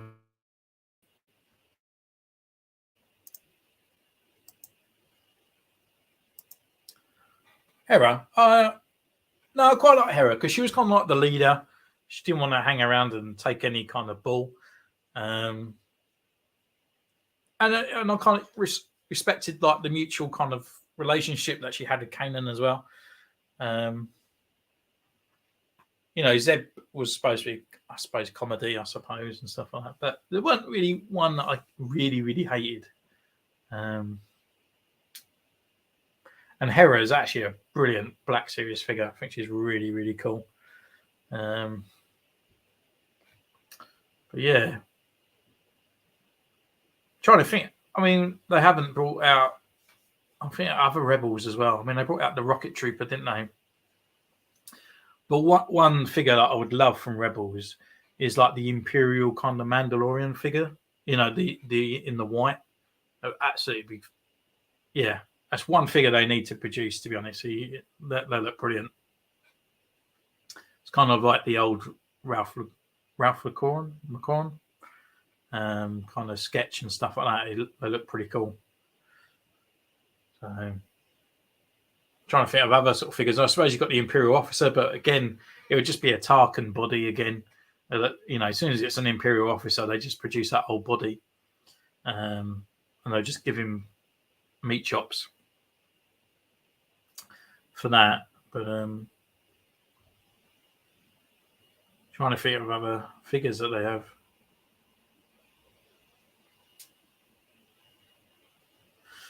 But I suppose the new Princess Leia kind of falls in line with that. She actually looks like that kind of that new figure that's coming out. It looks like Princess Leia from Clone Wars, doesn't it?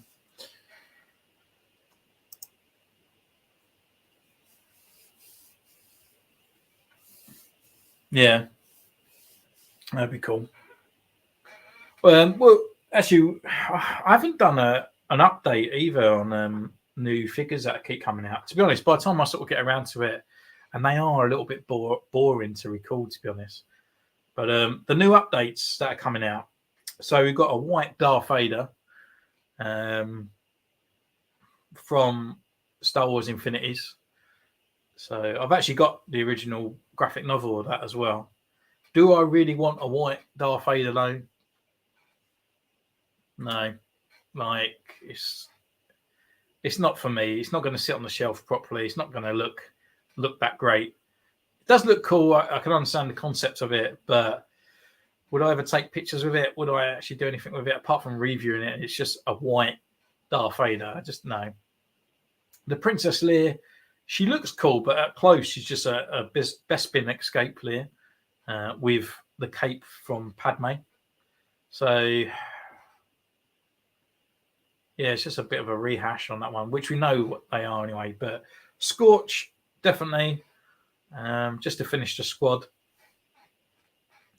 And what was the other one that they're bringing out? You have to remind me on this one. What they're bringing out.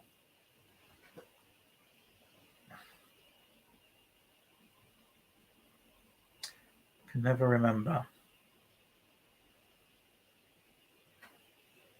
But I know they all got a lot of hate because Yakface took the post down, didn't he?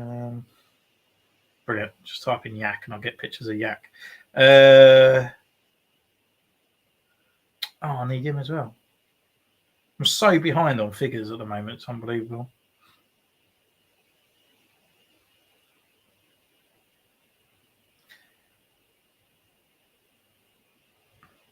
A black Kazantan as well. I mean, that was awful what they've done to him. Krill, the Stormtrooper. Someone already done that.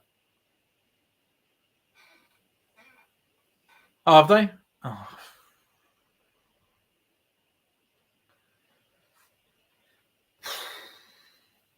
Bloody hell. It just seems weird that everything that's just come out all at once in this month. Yeah. But yeah, so we got the bib from Tuna. All that on there. But the Stormtrooper that's coming out, is it Commander Krill or something like that? I get it. I understand it. He's got the lightsaber. He's got all these gubbins and stuff on there. But it actually just looks like a proper kit bash type thing where someone's kind of created him. It doesn't look like an official Hasbro figure. It just looks really kind of a little bit poorly executed, in my opinion. And we got Saw as well, which is cool. Another Rogue One figure, but I never really liked him in that film. I just kind of thought he kind of just gave up. He was just kind of there just for a name in the movie rather than anything else. Just kind of disappeared into the wind, for a guy that's been fighting all that time and then just to give up when they got this massive weapon just seems to be a bit selfish, in my opinion. But that's just me. I thought not. Yeah. All right, let's have a look, shall we? Let's have a ganders.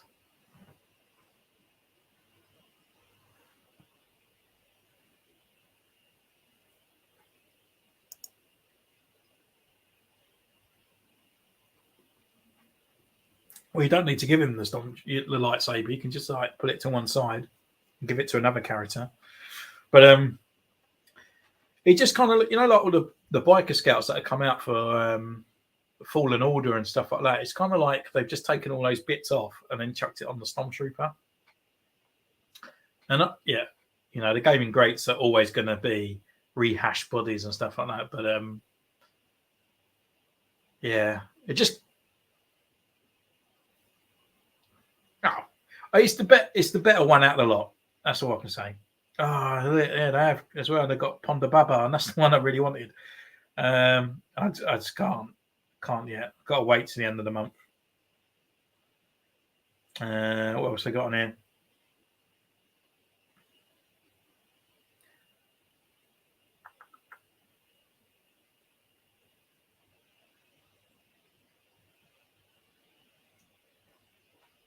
Yeah, so they've got Bodhi, Boba Fett, Mix Mayfield.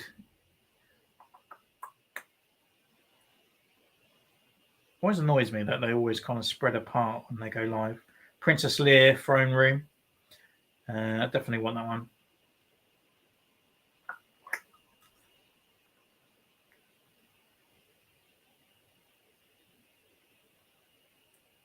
Tech is definitely one I want to get.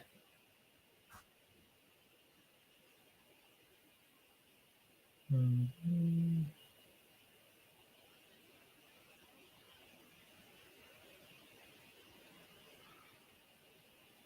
Oh, they haven't got Dr.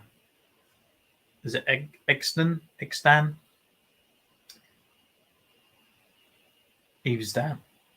Yeah, because those two are ones that I've always kind of said like they should have made in Black Series. So I'm really happy that they're coming out. I do like my background characters. I do enjoy sort of things like that. And that's why I still want nice Snootles and Max Rebo Band and stuff as well. Yeah, Echo does look cool. Really want Echo. It's just to finish it off, and it's just finish off that black, the Bad Batch and stuff like that. They're a really cool kind of squad. And I think all the figures are done. I still want Van Cobb. What's his name? It's not coming up. Cobb Vanth. Still want to get him as well. I do like the figure; looks pretty cool. It's just the extra prices and stuff on these guys that kind of put me off. Especially when they just have a couple of extra things, but because they can fit it in a larger cardboard box, they think it warrants an extra sort of $5 and stuff on there. I noticed though they haven't really put anything in the sale recently on Black Series. Sometimes you get some good bargains for about £5 and £9 and stuff like that, but I think even Rose is like 20 quid still. So I think they should be due a sale very soon, I think.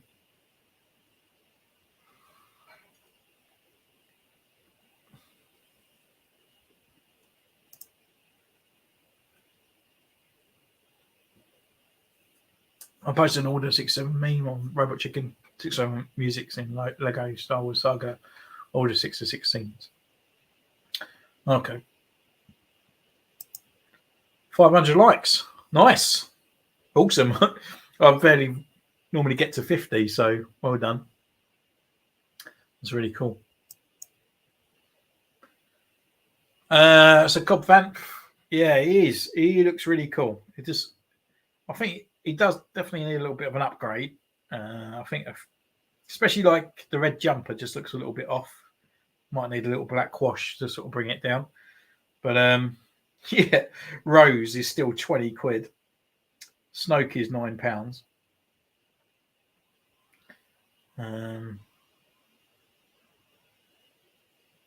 Looking back though, some of these older figures, like I don't know if you have this one, but it's Val from the Solo.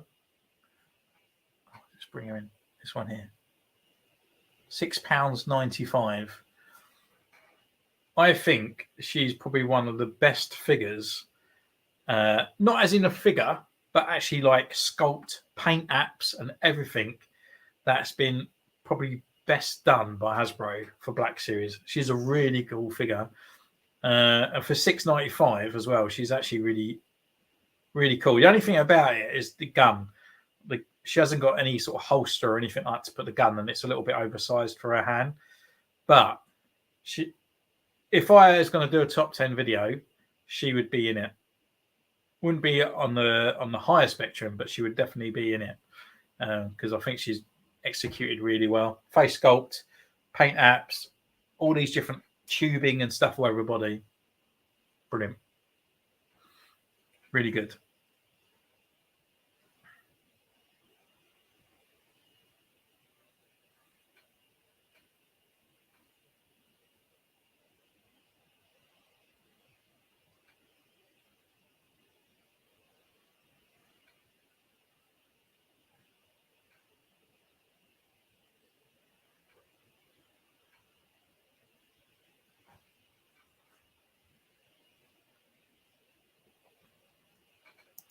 Yeah, I should do. Do you know what? It's been on my cards because I always kind of think I'll do it around the Christmas time. But it's just kind of like really drumming them down to 10. But I know straight away what my number one is. I know what figures would appear in there as well, for sure.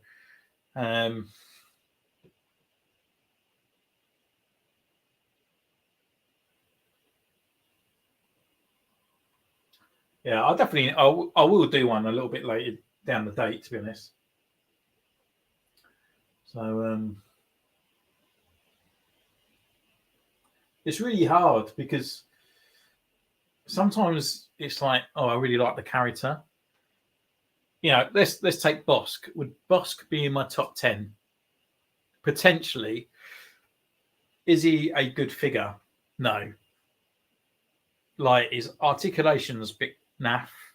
He looks great, but he looks better now. I've done the paint applications on him because he was missing quite a lot of paint applications as well. But I love the figure. I just love the way he sort of stands. You can't do anything with him. So, personal preference, he would be in my top 10. But as a figure, compared to something else, it's kind of how do you do it? Because I like the character, but he's poorly executed in a way. It's like the original Boba Fett. If you want him standing in that pose, fine. If you want him into a shooting pose and stuff, he's still in that kind of pose. He's kind of sort of molded into that way. His arms, even though they do bend and twist, they're kind of just always situated in the same place.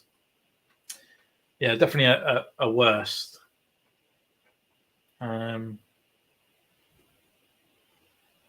Yeah, maybe I'll do it to wind people up and do like my top 10 would be like the worst. I've missed April Fools, and I've been a good one. All these keyboard warriors like having a go at me, going, "You can't have that one as number 10. That's like the best figure you ever made." Yeah, well, I could always do like my top 10 figures of what I own. Yeah, I suppose I could do that. I think Marvel Legends would probably take over the whole entire batch, but then I just feel like you get more quality, you get more quantity for your money. But also, it's not even that. You actually still get quality as well. Like, okay, let's take Captain America. Like, a $32.99 figure. Comes with a shield. Comes with extra accessories to go on that shield. He comes with about 4 sets of different hands. And then it also has an alternative head with an extra little bit of for his cowl that's pulled back as well. You get a stand and you get like a cardboard piece at the back of that as well. And that's $32.99. That's pretty good. You got Cobb Vanth Black Series, $34.99. Well, £30 to $34.99, and he comes with a gun, his helmet, and the backpack, and that's pretty much what the figure actually is. If it come with the armor being actually physically removable, and underneath you had a different sculpt, and maybe like a firing effect for the rocket or something like that. It'll be worth the money, but it's what kind of puts me off Black Series and those extra kind of things that they keep putting out on them. It's ridiculous, the extra money that they keep putting on them.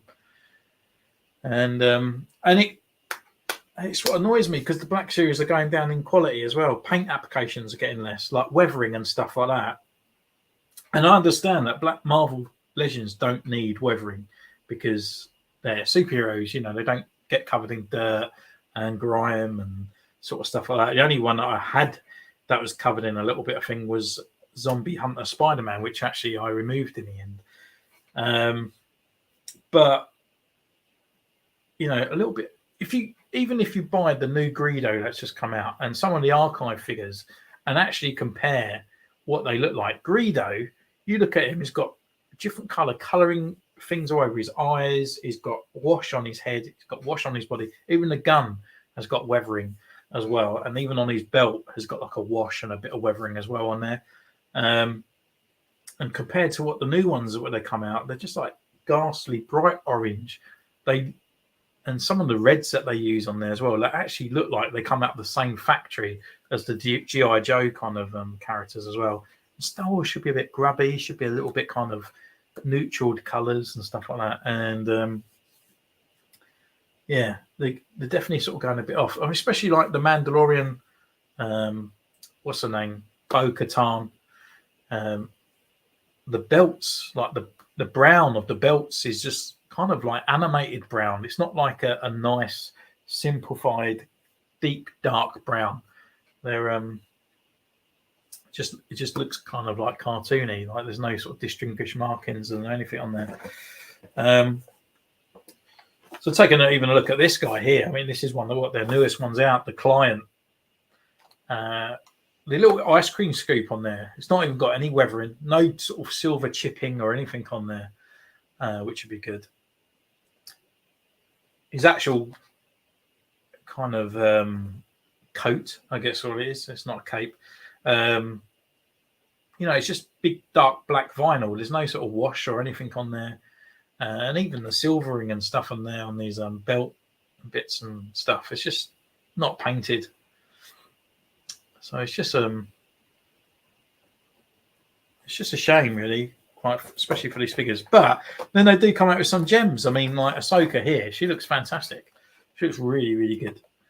What our articulation is going to be like, I have no idea. I don't actually watch reviews of figures on YouTube anymore, which is a shame because I do miss out on a lot of other guys' contents and stuff, which I always used to follow. But I just don't want them talking about it and putting that wording in my head. So when I go to watch and record my own stuff, I don't want it's other people's words coming out.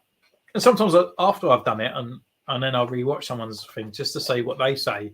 And then that's funny enough. I said that in my review and stuff like that. So we all are on the same page. But I just don't want other people's words to kind of influence me on a figure.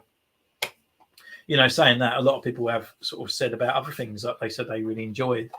And I've got a figure and I just thought it was absolutely really crud because it just can't take any pictures and all that with it. But what I do with my figures is different to others. Other collectors, they just kind of put it on the shelf. Some other YouTubers they just pop them on the shelf and that's it. For me, I enjoy the figures and I enjoy Instagram as much as I do enjoying taking pictures and doing the reviews of the actual figure as well, because it's just weird. It's really weird as a collector. So when you get a figure, you're kind of like, yeah, I got it. Now, you're either going to be an inbox collector, which is great. You got the figure, you put it in a box, you forget about it. If you're an out-of-box figure collector, and I've been that for many years, I used to you get the figure, you put it on the shelf in a nice pose, and that's it. You don't really sort of take time to really kind of learn and study the actual figure itself. You just put it on the shelf because, that's what we do as collectors, isn't it? We kind of, we get it and that's it. We're done with that figure. It's just kind of like, yeah, got it, next. But what Instagram does, and this is where I'm going to say it really influenced, I've met Callum and all that on there as well. A really good bunch of people. And we all share the same sort of love. We all love figures and collecting and taking pictures and stuff like that. But once doing reviews and actually putting a figure in front of a camera, it highlights a lot of details on there that you probably just miss. And you just think, oh, that figure's got a black outfit on it. And you just put it on the one side, For instance, let's just grab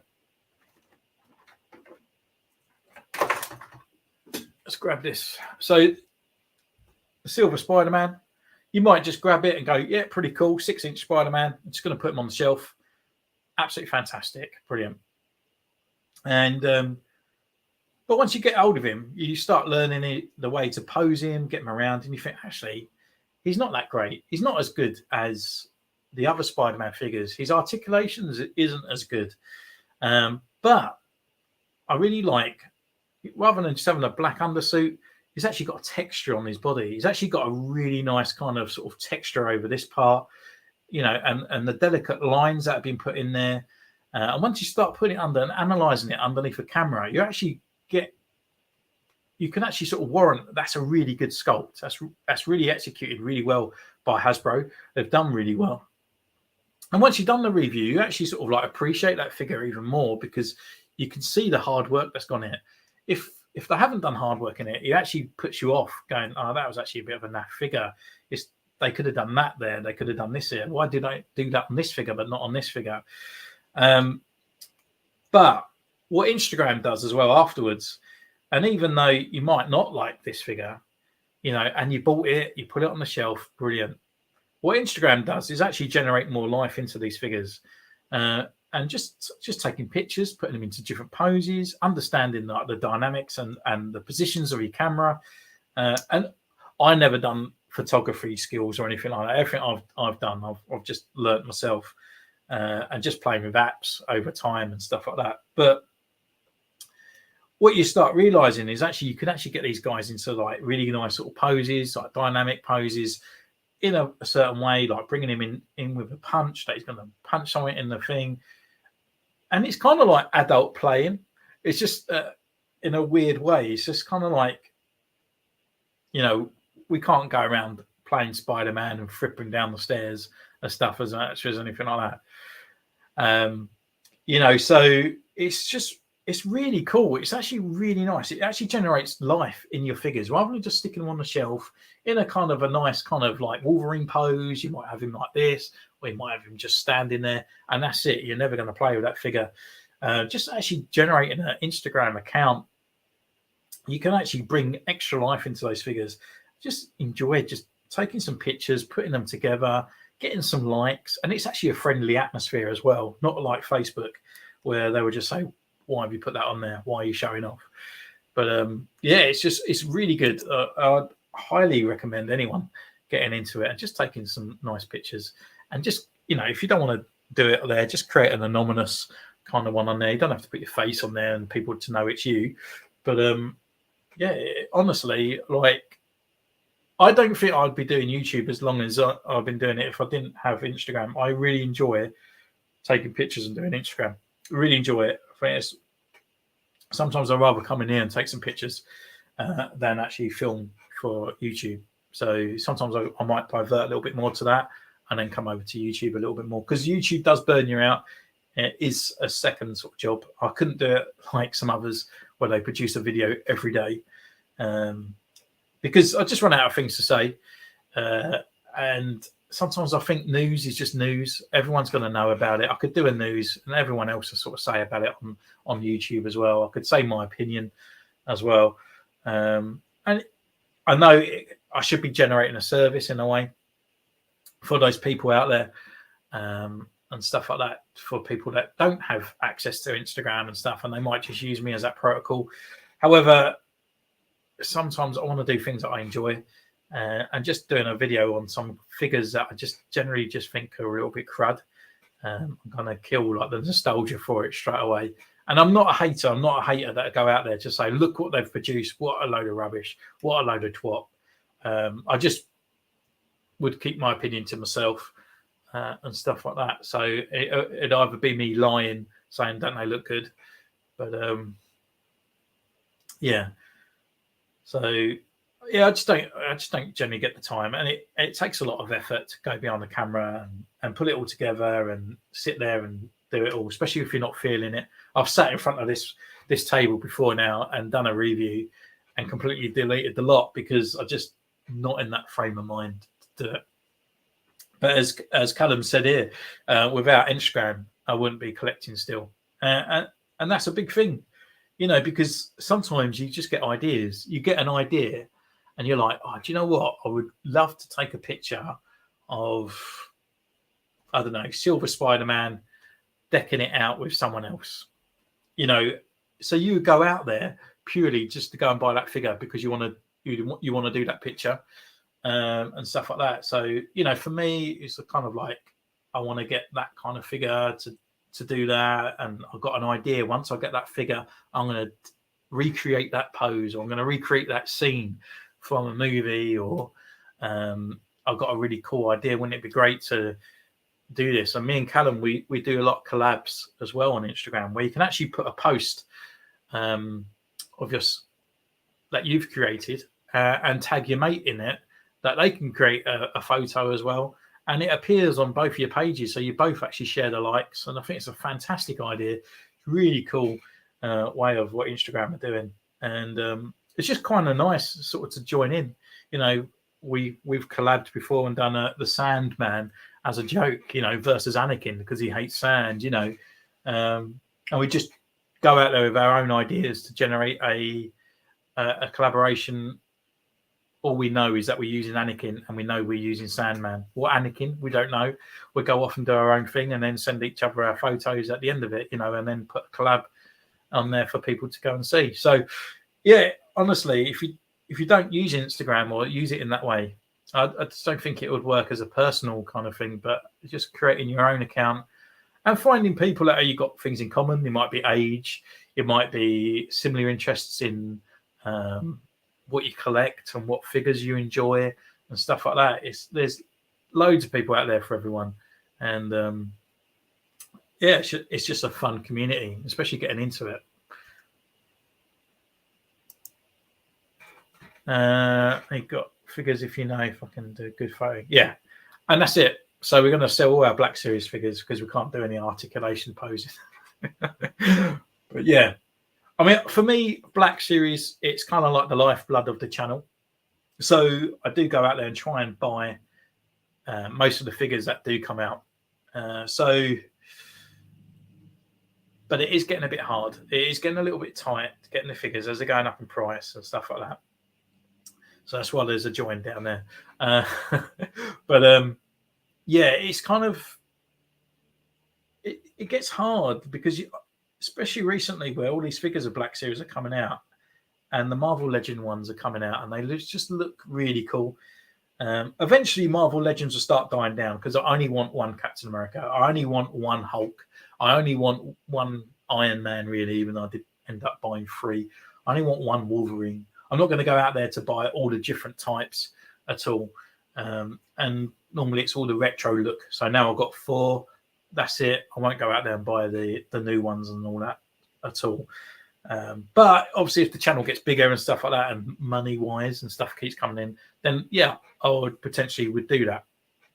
But mainly it is just the comic base. So at the moment it would die down once I start getting to figures where I don't really need. And the Marvel, the Black Series will carry on going through there. All right, Jedi Master, you all right, mate? How's it going? Have you thought about Yes, I have. I was on holiday about a week ago, and I was actually going to go and buy and just try to start it. Not make anything big. I did go into Wix's once a little while back, and I was going to actually buy some bits to make a diorama, but I haven't gone there since. But what I was going to do, I was in an arts and crafts shop the other week, and you get those square foam kind of piece card things together, and I've seen people create things out of it and stuff like that. So I was actually going to start doing a kind of like just very basic, just for a sort of an idea, just to see if I can do it and see about paint applications and stuff like that, is actually make a kind of like a New York alley scene, with like bricks and bits like that, just to sort of try it, not to go over too much about it and try it out and stuff like that, but just to give it a whirl, sort of dig out the bricks and stuff like that. I was kind of potentially thinking about that. So yes, I would love to make a little Tatooine, kind of like Mos Eisley, kind of sort of like back alleyway kind of sort of scene as well, and just kind of flip between the two. So if I do anything like that, I will record. I will do a video on it and stuff as well, and just try it. I might even do it, maybe a bit like this, where I'm just doing it a little bit by bit, because it is new to me. See if I make any errors and stuff like that. Yeah.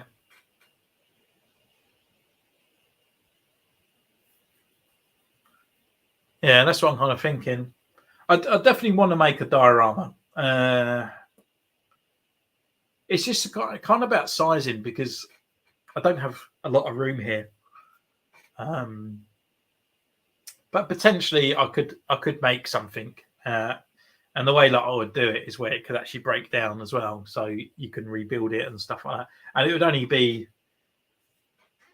kind of like my shelf length there or something like that, just as a back wall, maybe a bit of a flooring and stuff like that. So yeah, potentially I'll look into it, and I'll definitely sort of definitely want to start doing like a back alley kind of thing. I've seen a lot of people have it on their Instagrams and stuff like that, and I kind of really like it. So yeah, I will look into that, to be honest.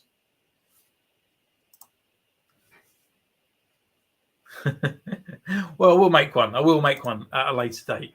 But it's just fun. It's just a biding time, isn't it? Like doing a review, doing the custom. A lot of people want the upgradings as well.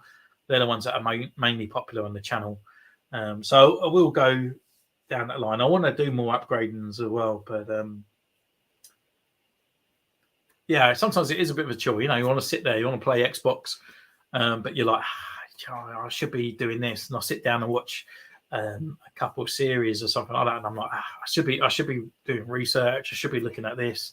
I should be doing that for the channel, you know, because it is sort of like the more I do, the more I'll get back from it, and the more I can put into it. That's kind of it. But when you keep doing it, it becomes more of a bit of a chore and a bit of a job. And sometimes YouTube's a little bit of a pain in the bum as well. And this is no means anything towards anyone that watches the channel. But if you do a lot of videos and you pump them out really quickly, you don't really see a lot of revenue sort of based back. And it's weird because you're getting at least over 100 views per video. But if I just release one and wait a few days, the revenue actually goes up. So it's kind of weird in those represents as well. It's very strange how it works, and I still don't understand it to this day. But I will get around to it, and I need to put more emphasis on YouTube as well, because I'm such a sucker for not replying to comments.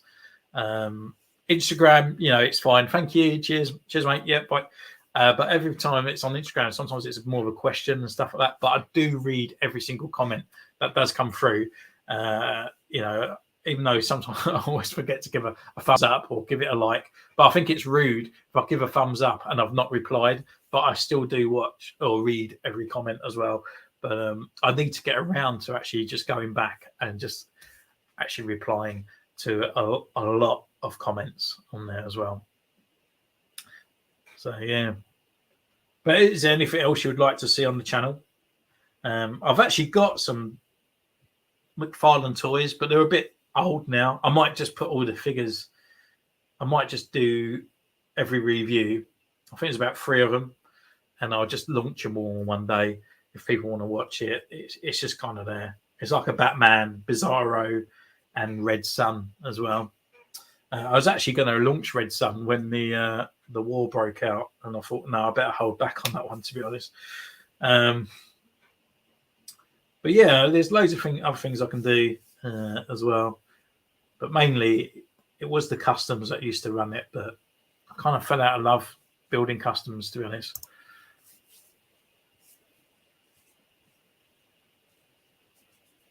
Yeah, Instagram is very weird. I think it was over the weekend. I think it's like Friday and stuff like that. We both didn't upload. But for some weird reason, like I got at least probably about 20 to 50 likes on very old pictures, like when I used to take pictures on black and white, on the white background and stuff like that, just like really old ones, and even ones where it used to be on the old red as well. So we're talking about 2 years old pictures there, and it's just weird. Where do they go and find these pictures? It must be buried in the archives of like Instagram somewhere. It's absolutely mental, but I have no idea. So where they sort of come from. Yeah, same. I've got more followers. I've actually, before I go off, before I even say, let's have a look.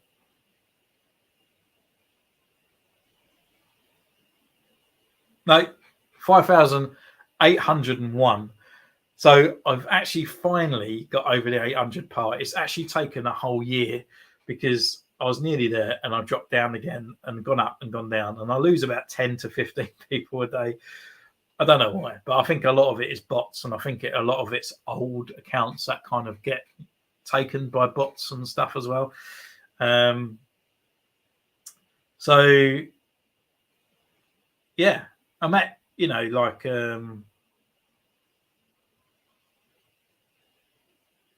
I think that's kind of the thing there. Sometimes I think maybe it's a difference of the contents.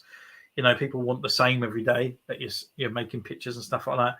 Like if I weren't doing clones every day, and then all of a sudden I start doing Marvel Legends, does it drop down and stuff like that? I kind of hope people follow me for just generally my posts and stuff like that. But I do realise, and the same as you, Callum, like if you do Clone Troopers, it goes up.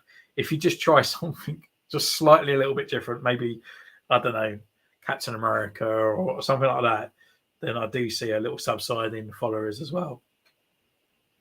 But yeah, I do enjoy Instagram. I do enjoy the whole thing. It is really cool. And yeah, met some interesting people along the way, that's for sure. But I do generally think where your account's been going on for quite a while, you do lose a lot of people, because I've had it with my other account, and kind of bots kind of get hold of it, and they're saying like, "Hi, can you get my IG? Can you screenshot my IG for me and send it to me and stuff like that?" So there's a lot of old accounts getting obtained by sort of hackers and stuff like that, and I think that's what's happening as well down the line.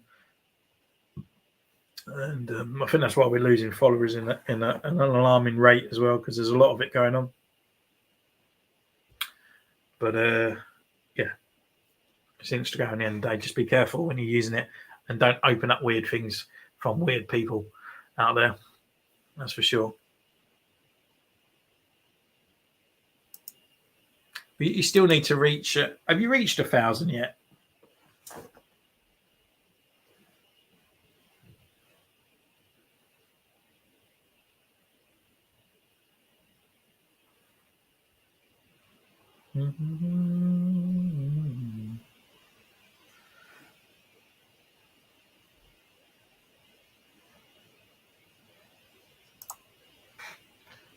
I 144.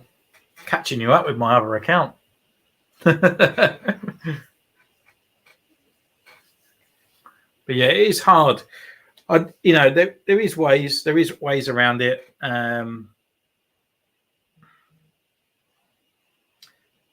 that's for sure. There is, if people want sort of ideas how to grow on Instagram and stuff like that, because I have worked up from the ground, kind of going in and stuff like that. Because no one out there, no one's going to generate anything about you. No one's going to talk about you. No one's going to sort of emphasize about you. So the only person that's going to ever do that is yourself. And that's kind of like putting yourself in front of people. To build my following up, I'll give you tips and advice, and it's helped for Frazier's used it as well, and it progressed him as well. So what you want to do is find someone that's sort of very close to what you do in content wise, or similar interests and stuff like that. So let's, for instance, I was new to YouTube, I was new to Instagram, and you get that bug because you want to reach 1,000 people straight away, because you want to be really successful. You want to reach hundreds of people out really quickly, and you want to see your content grow because you want to make it out there. Well, you don't really, because ideally you want to get a decent, keep producing videos first to get your kind of like get your rhythm going, rewatch and learn your YouTube and stuff like that. But we'll get caught up in it. We always want to just go out there. So what I would do, I create custom clones. That's what I originally started, before even doing the reviews and getting into all this other stuff like the upgrading and stuff. So I would find someone that's very popular on Instagram, they do clone customs. So then what I would do is look at his likes list, and then I would go down and I would follow, because those people are liking it. They obviously like it. So if they like that, they're going to like my content. So then I go down and I follow everyone. And then I just, you're racking up followers like no man's business, because everyone wants more followers than they want that they're following.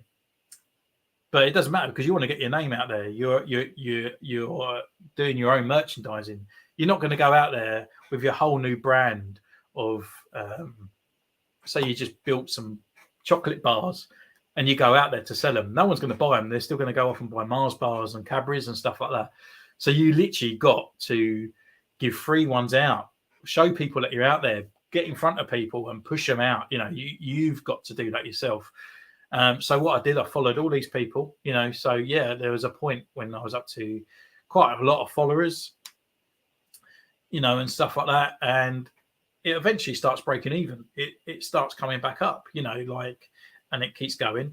And everyone that was following me, then what I would, when they'd done a follow back, whether they're around their table having Christmas dinner and stuff like that, I would at least like 10 of their posts.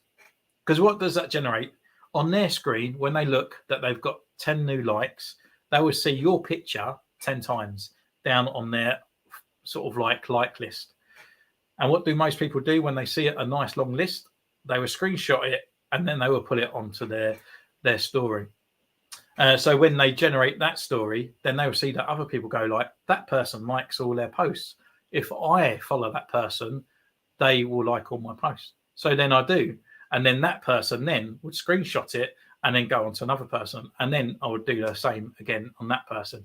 So after I've looked at someone that's got 600 likes, and I've followed pretty much most of the people that are on there, sometimes I'm a little bit skeptical. So as long as they've got like a Star Wars kind of like icon or something like that, I'm not going to look at some guy that's just got his random name and stuff on there. But so you go down and you just follow all these people, and then it kind of keeps breeding out and breeding out. And once someone's come onto my thing and then they followed me, what I would do is actually have it all programmed, have a pasting thing like that.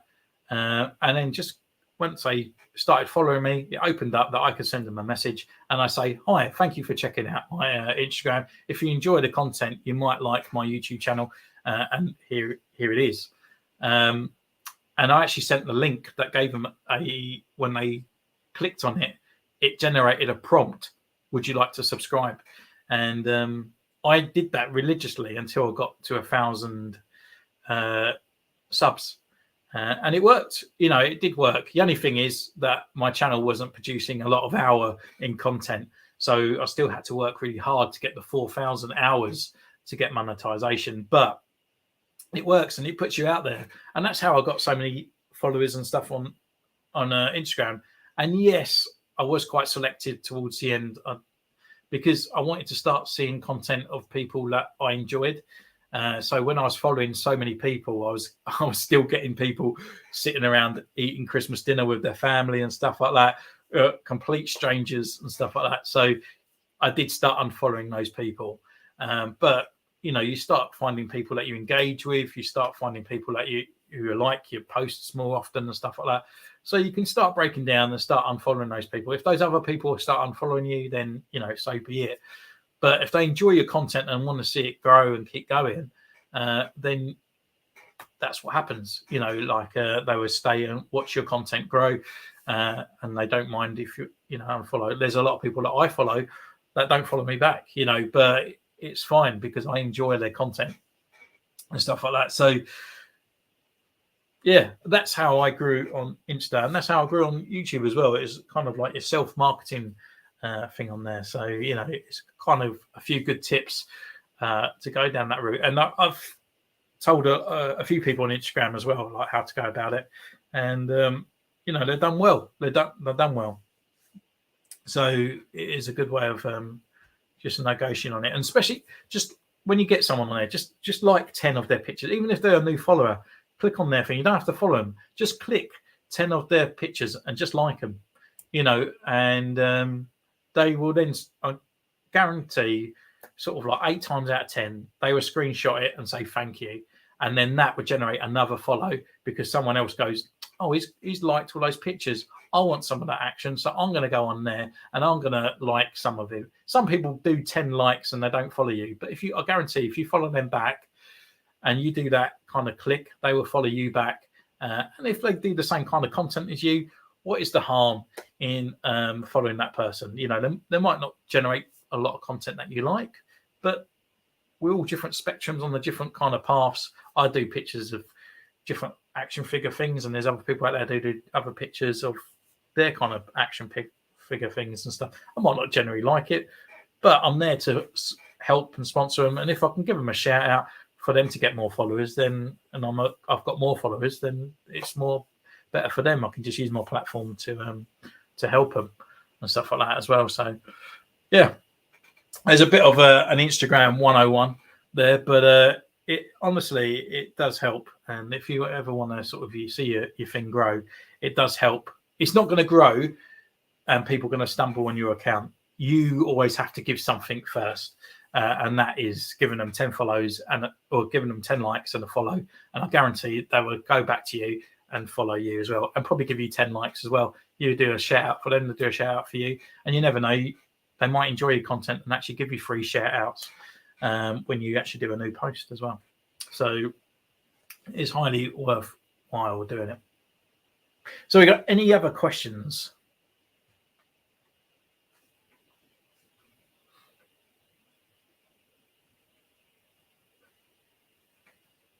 Is anyone thinking about actually starting a YouTube account or anything like that?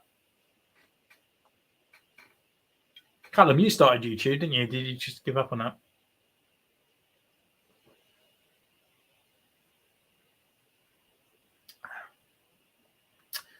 Hey, how you doing, mate? See, this here is really weird. Was it Stigma Customs before, wasn't it, for your name? So Bounty Killer Customs here, like it was Stigma, wasn't it? Like before I even started my YouTube, I actually used to follow this guy, and I used to look up to his customs and stuff on there, and I really appreciated, because I actually learned and watched your videos before I even started doing YouTube. So you're literally one of the guys that inspired me to even start this. You know, it's quite a shame that you cancelled your account and stuff on there, but for me it was a massive privilege, and especially when you talk to me like that, you know, like to me you was one of the people that aspired me, like really inspired me to start doing it. And when you actually started talking to me, I was kind of like, oh my god. So yeah, it's really cool. It's really, really nice to even have that on there and stuff like that. But I don't follow forums. I don't follow any community things like that. I just produce the video and go out. So if it does get followed and stuff around on there, and you do see it on other bits, that's really cool. So thank you. It's really appreciated, to be honest. Yes, formerly Stigger Customer Collectibles. Yeah. Honestly, like I literally I followed you before.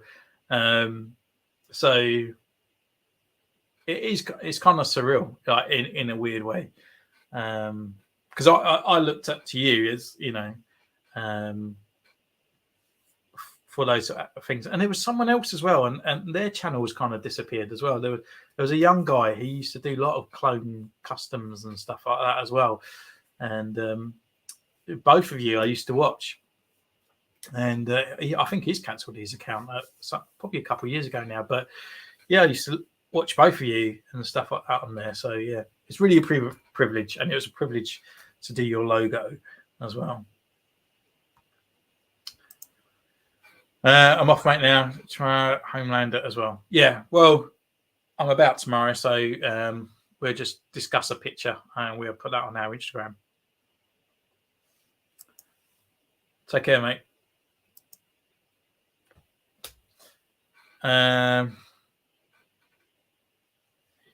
Yeah, you just got to really push. You just got to really push for your Instagram. You just got to put yourself out there, do some decent sort of content, get some bits, really sort of push it up. And if you can find someone out there that's pretty literally the same as yours, you know, there was a good job for me. There's quite a few sort of like good customs kind of clone trooper things out there. So just get some nice pictures on your Instagram. Don't just do one a day. I don't understand the this one picture a day on Instagram. I don't understand it. I mean, I do that now. I do have 2 Instagram accounts, to be honest, but my main primary one is Centurion's Corner, and I do one a day now. It's because I don't have the time. But as soon as I've got an idea, I normally just do a picture and send it off. And the way I used to do it was every 4 hours I do a picture, and the difference in the pictures as well. So I used to do like a couple of different ones a day. So at 12 o'clock, and think about the time that you're posting as well, because obviously around the world you want everyone kind of to be awake. But at 12 o'clock, I used to do a picture. So it would be like a front facing of the figure. And then I would turn it around and do the side pitching of the figure. And then the back of the figure. And then the other side of the figure. And then a couple of the heads. And that was 12 o'clock. And it was kind of like a portfolio for a figure of pictures. All on one on the layout. And that was 12 o'clock. 4 hours later. So let's just say, sort of 4 o'clock. I would have another sort of like picture series where it would be Black Series versus Lego, and it was exactly the same scene, but with Black Series figures and with Lego figures, so they kind of look like it was kind of like the same scene, but in different kind of sort of like versions of what you could collect, which was really popular. So I used to do that at 4 o'clock, and then 8 o'clock would come around, and then I would just put another sort of random post, or it'd probably be like a review kind of post as well. So every 4 hours, I was just getting content out there, because no one's going to follow you if they'll look at your pitch at your account. And you've got to dedicate your Instagram to that. You can't. I do feel like I feel a bit of a hypocrite on that one, because I have told people just do what you want to do on your Instagram, but it's within reason. So you want to have an Instagram account that is purely Black Series based or figure based. It doesn't really matter what you collect, it's fine. But what people don't want to see is kind of like a Black Series figure, and then the next post would be you sitting around at Nan's having dinner, and then be a couple more pictures there, maybe with your girlfriend and so, and then obviously another Black Series figure and stuff like that. Keep your personal away, but keep your hobbies in one, So, I mean, I do have an Instagram which is dedicated. If you do follow me on Instagram, you probably see like posts before that. I do have like the watches and stuff as well. So I do put figures with watches. But what I have noticed is what was happening. My Centurions Corner is dedicated to the YouTube channel. So what I was finding that I was following more watch content than I was actually Star Wars, and I wasn't really engaging with the Star Wars people, which was my YouTube what is about. So I've established the two and separated it to grow the Centurions Corner Instagram, and take the other content out as well.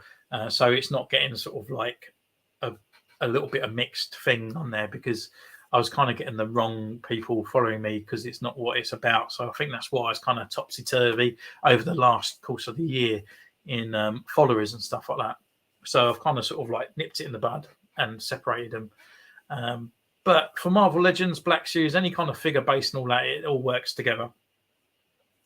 And just take loads of pictures and put them out there. At least 10 new pictures. Do a 10 picture post before you follow anyone, and then you've got all this content that looks kind of similar, looks kind of cool, and when people look at your Instagram, they'll see all this content. They will look at your sort of first grid and go, oh, that looks pretty cool, I'm going to like all those, and go all the way down and stuff like that. So yeah, try and be regular, even if it is one a day, but I would say post at least 2 a day, just to get out there, get that initiation out there and stuff like that. And keep changing your tags as well. Don't keep copying and pasting the same tags over, because I think Instagram kind of goes, well, it's collateral. It just keeps producing the same stuff. It could be the same post, So change your wording a little bit. If the picture looks a bit like fun, just hashtag fun. Don't just create a picture and just go Star Wars Black Series toy photography, something like that. You know, if it's got fun in it, put fun. If it's got like something else and something else, put some normal kind of words in the tags as well. That kind of helps.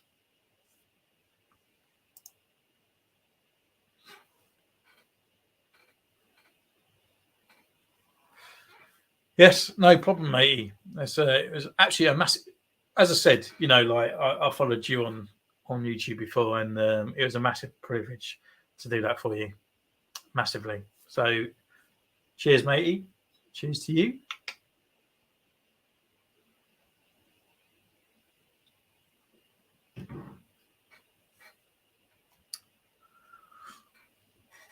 Have we got any other questions? Instagram, YouTube, customs, paints, paintbrushes. I get a lot of people asking, where do I get my paintbrushes from? Any kind of arts and crafts store, to be honest with you. Just go in there, buy it. I mean, sometimes paintbrushes are a bit expensive for what they are, but a good set you're going to get for like 12 quid. Maybe that works out for like $12 in the USA, give or like. But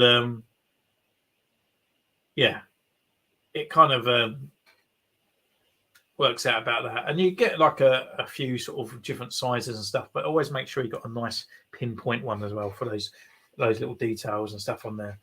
And just look after your paintbrushes as well. I don't.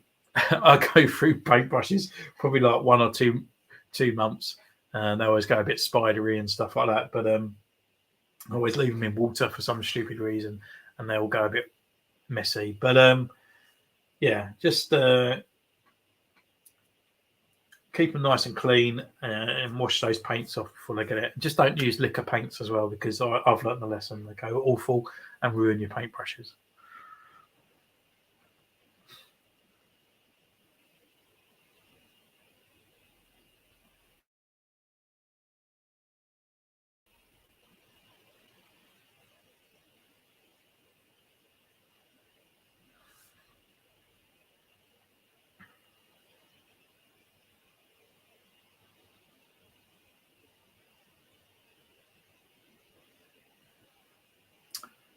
Got any other questions? I might pull it off in 10 minutes, so I can actually start getting on with some stuff. Any other questions?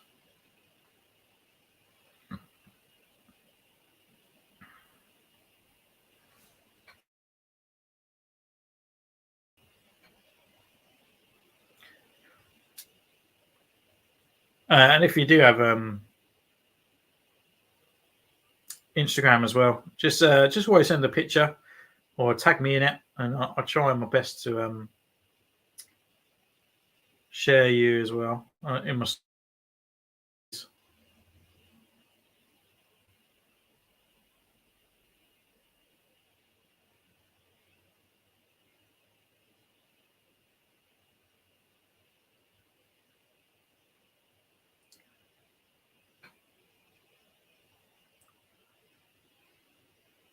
So Commander Bly, wow, we're going back many years now. So I'm just sharing a Instagram post for someone.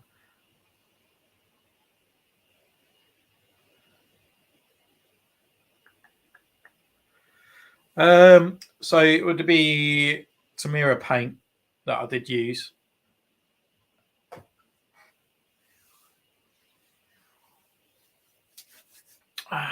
It was kind of that banana color.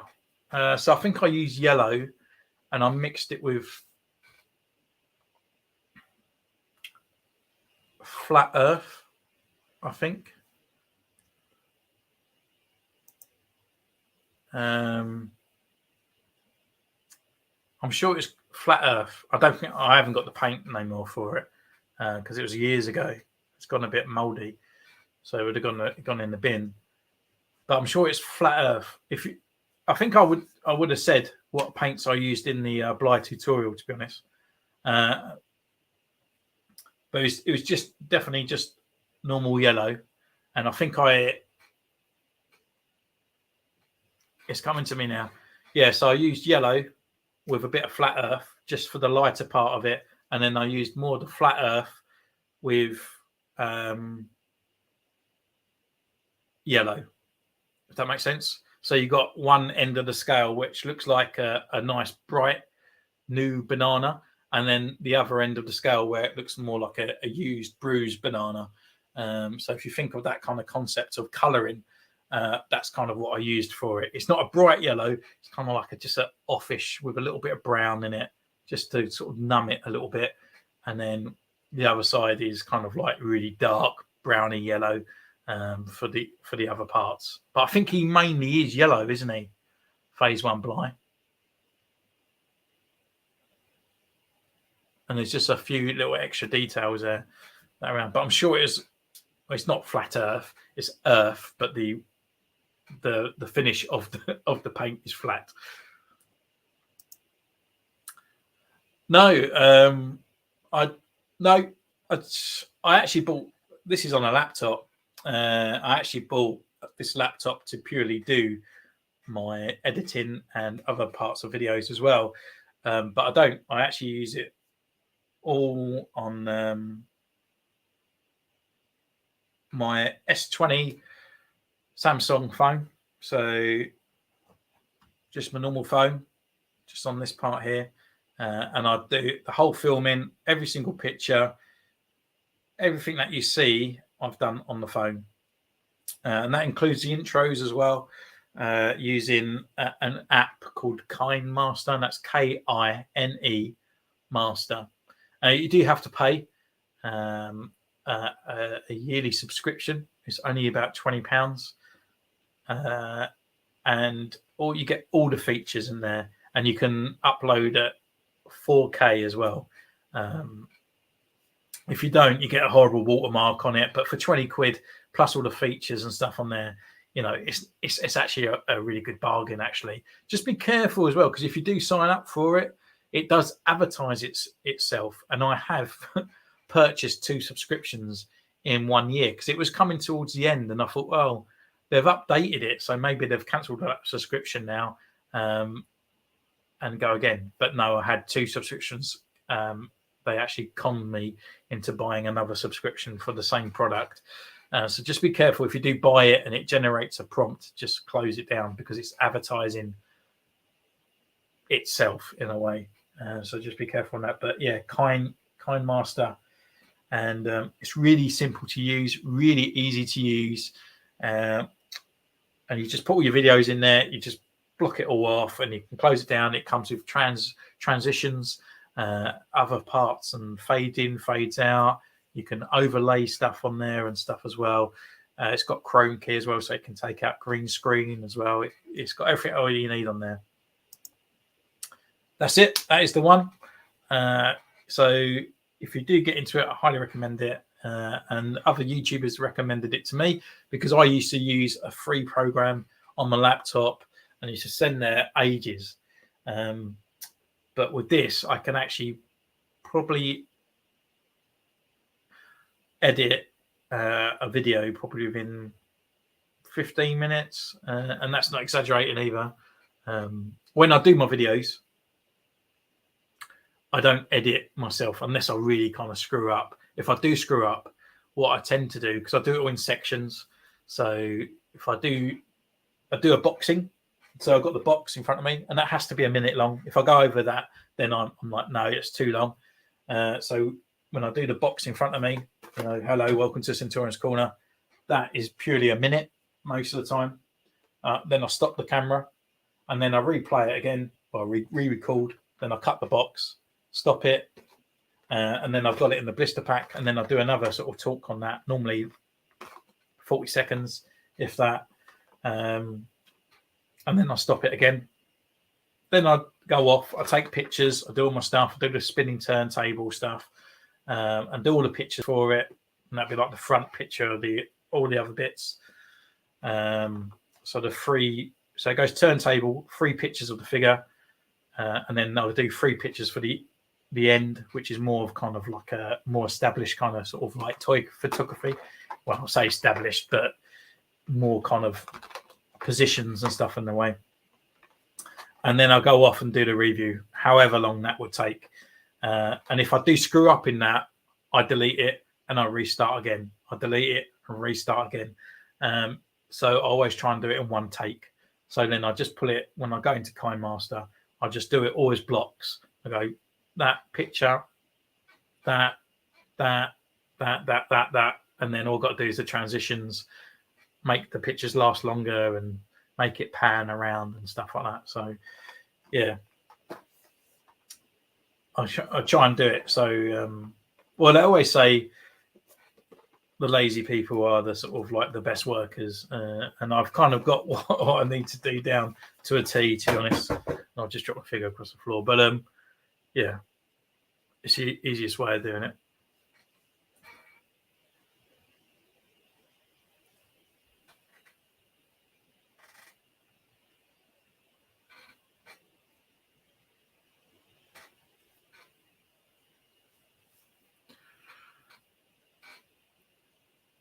Any other questions? Anything about paints, etc.? I actually need to do a complete collection at one point as well, because since then I think it must be about 18 months ago, I'd imagine. Well, last time I've done the collection. So yeah, it's definitely got a lot bigger since then.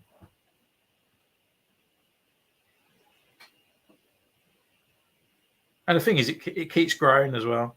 So you can never find like a good time to do it.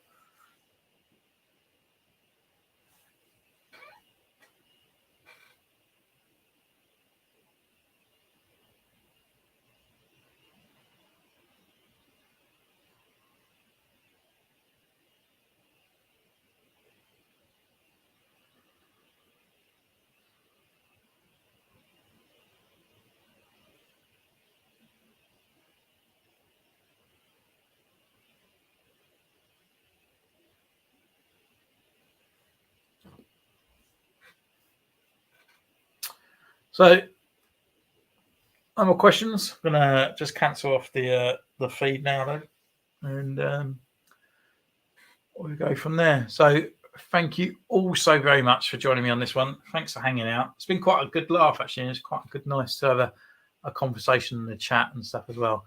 But if you do feel like you need to ask a question or something like that, just put it in the comments down below, and I can discuss with you. And I will be going back as well. I might even do another live feed where I'm answering back to all the comments that have been before. So we can just hang out while I type and go back through it all and stuff like that. But I was hoping to do a bit more customizing on here, but where we've been talking and stuff as well, just kind of thought a bit on that. But hopefully tomorrow I'll finish off the Bat Droid custom on there, a little bit more nicer sort of paint applications on here, and a little bit more kind of extra details will go a long way on this guy to make him look a little bit better to his original release, especially with his leg and all that working now. So yeah, which is pretty cool. So thank you all so much for joining me.